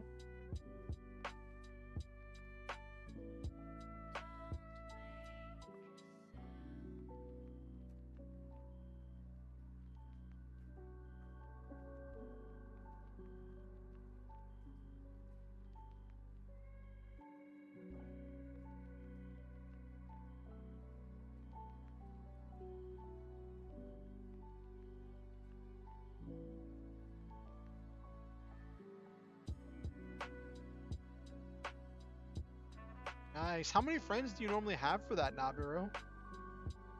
Curious, because you've talked about it.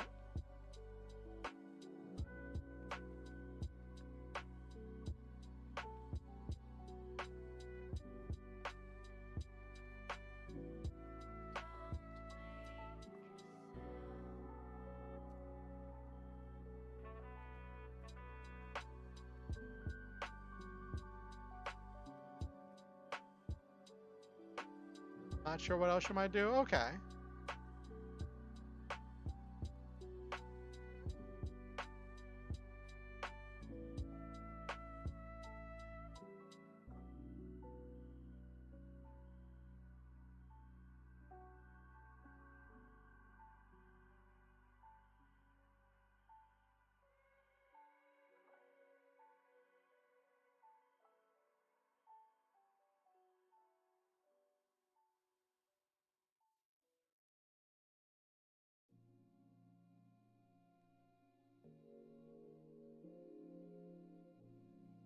Varies, depends on who all is on for friends. It's also a fun site where other anime fans, our peers pop in, so we get newcomers all the time. That's cool.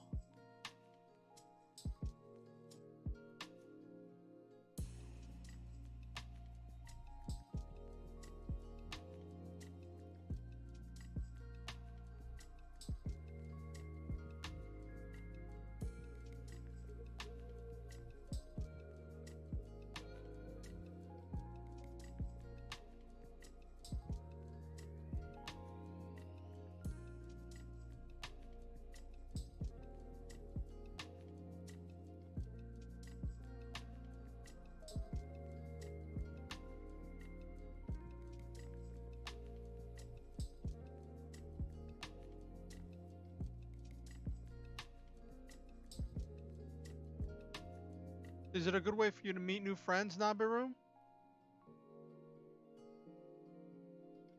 Like, do you see the same people come in when you say people can just wander in?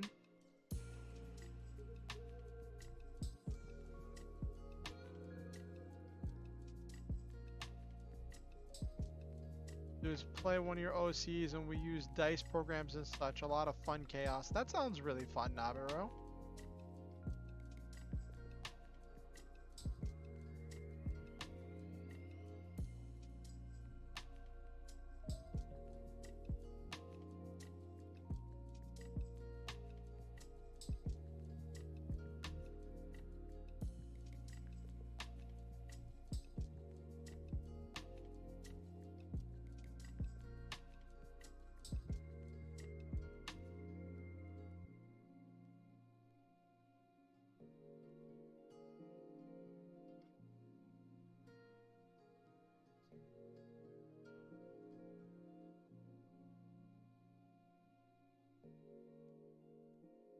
Some just lurk, others may join, then lurk, changes night to night. Okay.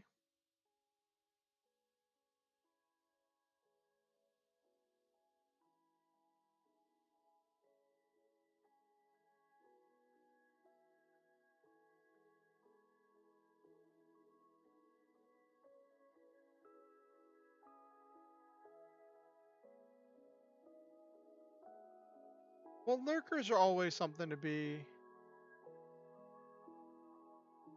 uh lurkers are special. I think lurkers are a special part of the streaming and online community. Drama to random. Sounds like all kinds of chaos, Nabiru.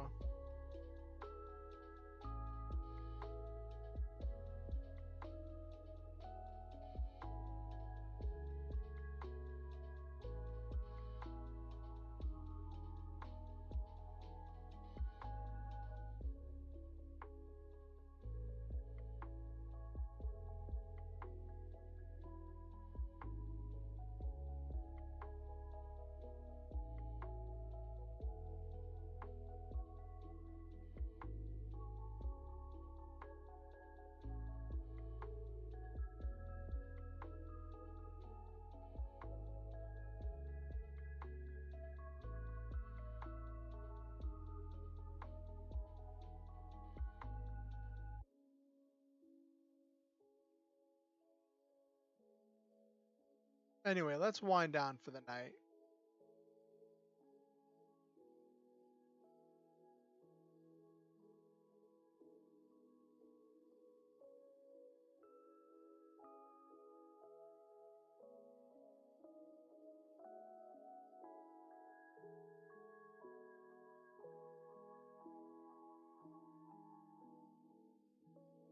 Oh my goodness. I was just checking Twitter to see if there was anything cool to talk about. Not really. Not really. I see Dungeons and Dragons is trending. It's up to each person to decide what happened to their character. What happened to the character stays canon for the character store, only for that room. Ooh, that's interesting.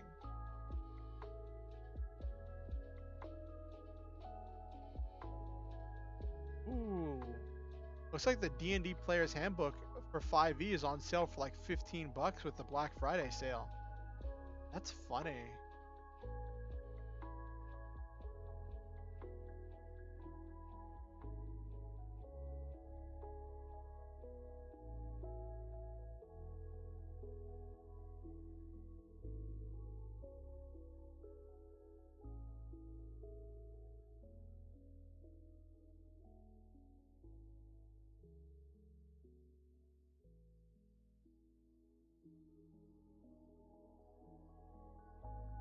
Yeah.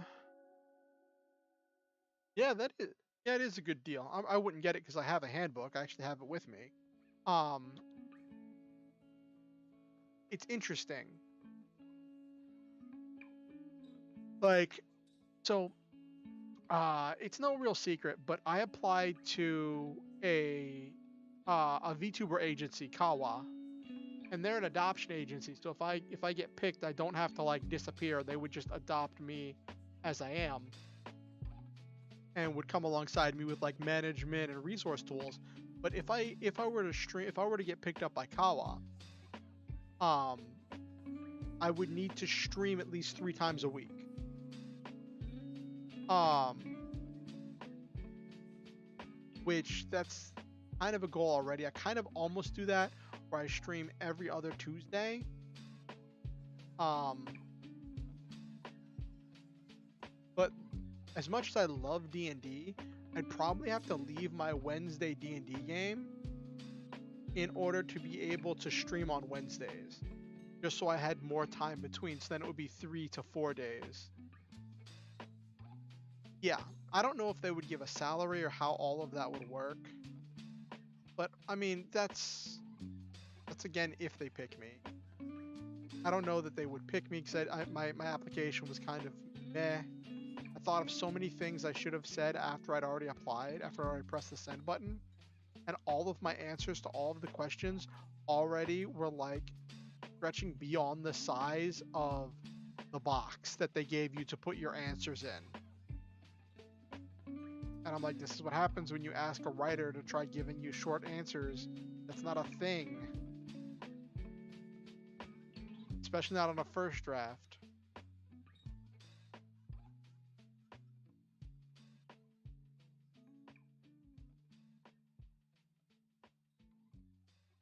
But I've already debated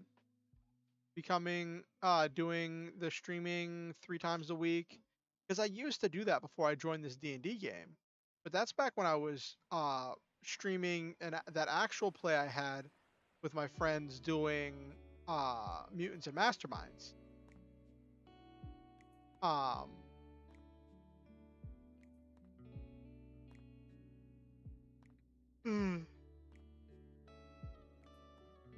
which that was a mistake. We used copyrighted images. If that ever went big, I would have been in hot water. We were all using other people's art, not crediting artists left and right. That was a hot mess.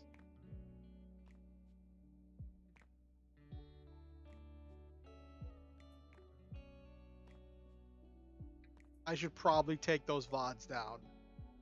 There's only a few episodes of it, but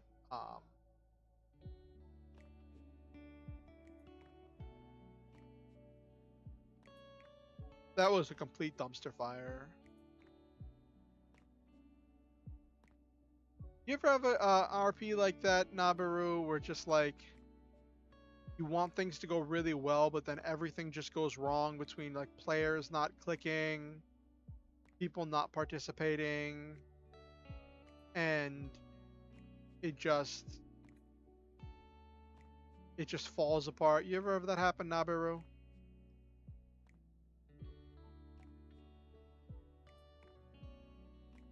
Oh, I'm sorry.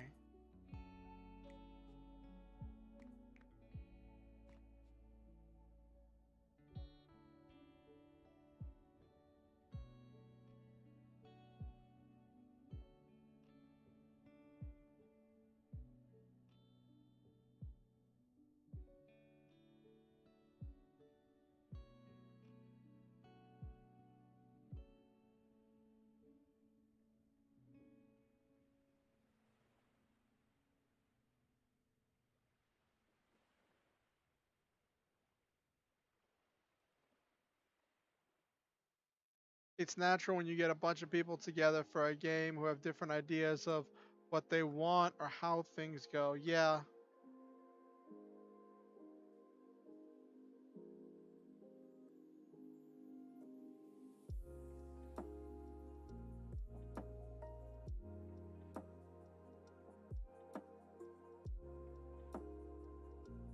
Even with mods, it's hard as you don't want to scare them off. Yeah.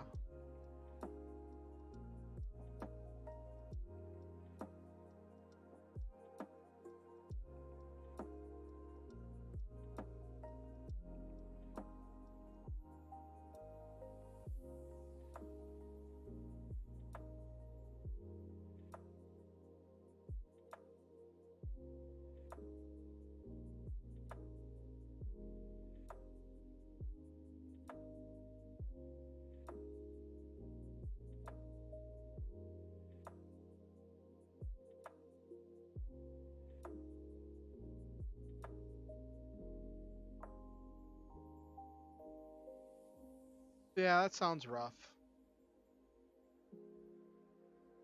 Anyway, I hope this was enjoyable for you, Nabiru, and for Sam and for Silva who's lurking. All of you make this possible in its own way. Ugh. Yeah, I think it was a good writing night. How much did we get done? I didn't even look at that.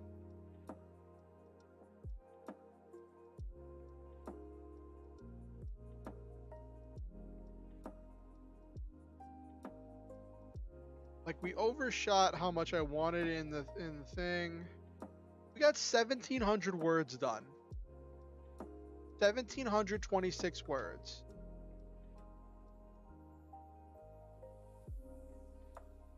I honestly didn't think about it because I was just so caught up in going step by step.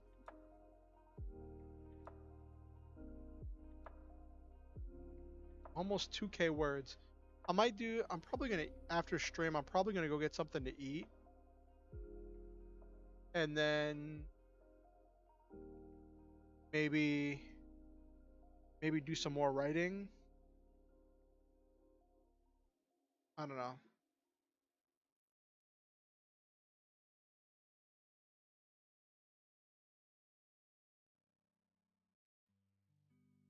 Ah, but yeah, so just kind of work on that. I have so many ideas. I know what I want to do next. I managed to get to the end of the chapter, and that's something that's really important to me. I was really worried I wasn't gonna get to the end of the chapter tonight. Um, there's something about writing on stream lately that just gets me going. Like I just get started, we just get going. I have someone to talk about. I have someone to talk to about my stuff, and it's like it's like that feeling of quietly doing your own thing in the same room as someone else who's also doing their own thing. Does that make sense, Nabiru?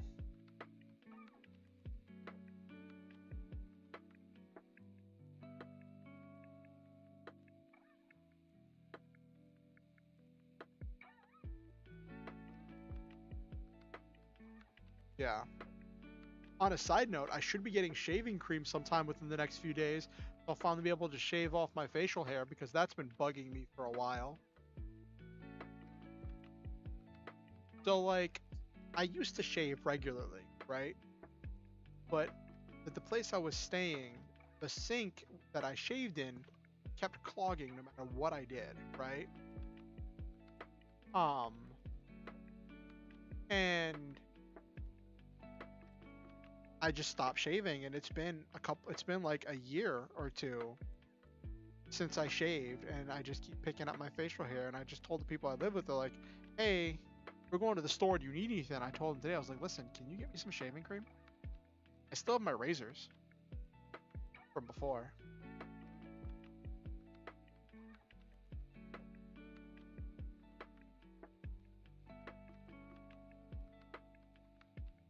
You know, just shaving cream.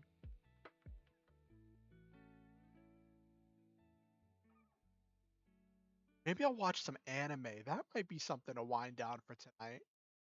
I've been chugging my way through Magical Knight Ray Earth season 2, and I'm almost to the, well, not almost the end. I'm like, I think I'm a little bit past half of season 2, and I want to finish it.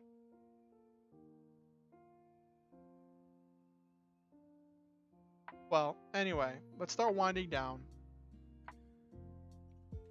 I want to say to Sam, to Nabiru, uh, yeah, it's always a good choice, Nabiru. I want to say to Sam, to Nabiru, to Silva, to everyone in between, anyone who was lurking, anyone who watches this VOD later, I want to say that I love each and every one of you, and I believe in all of you. I think that you all are wonderful, unique, and outstanding. Each one of you has a special and precious energy that you bring to everything you do.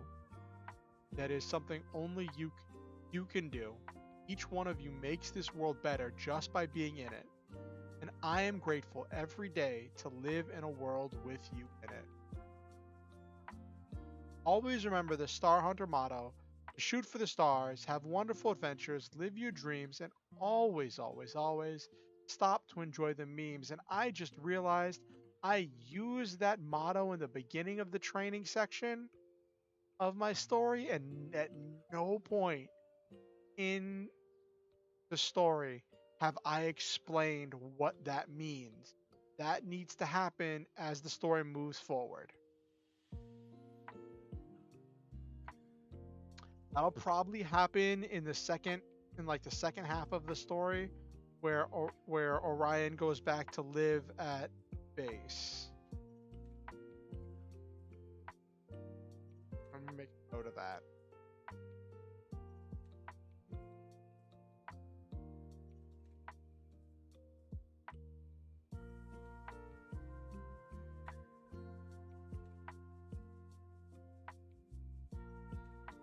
Don't need to explain the motto.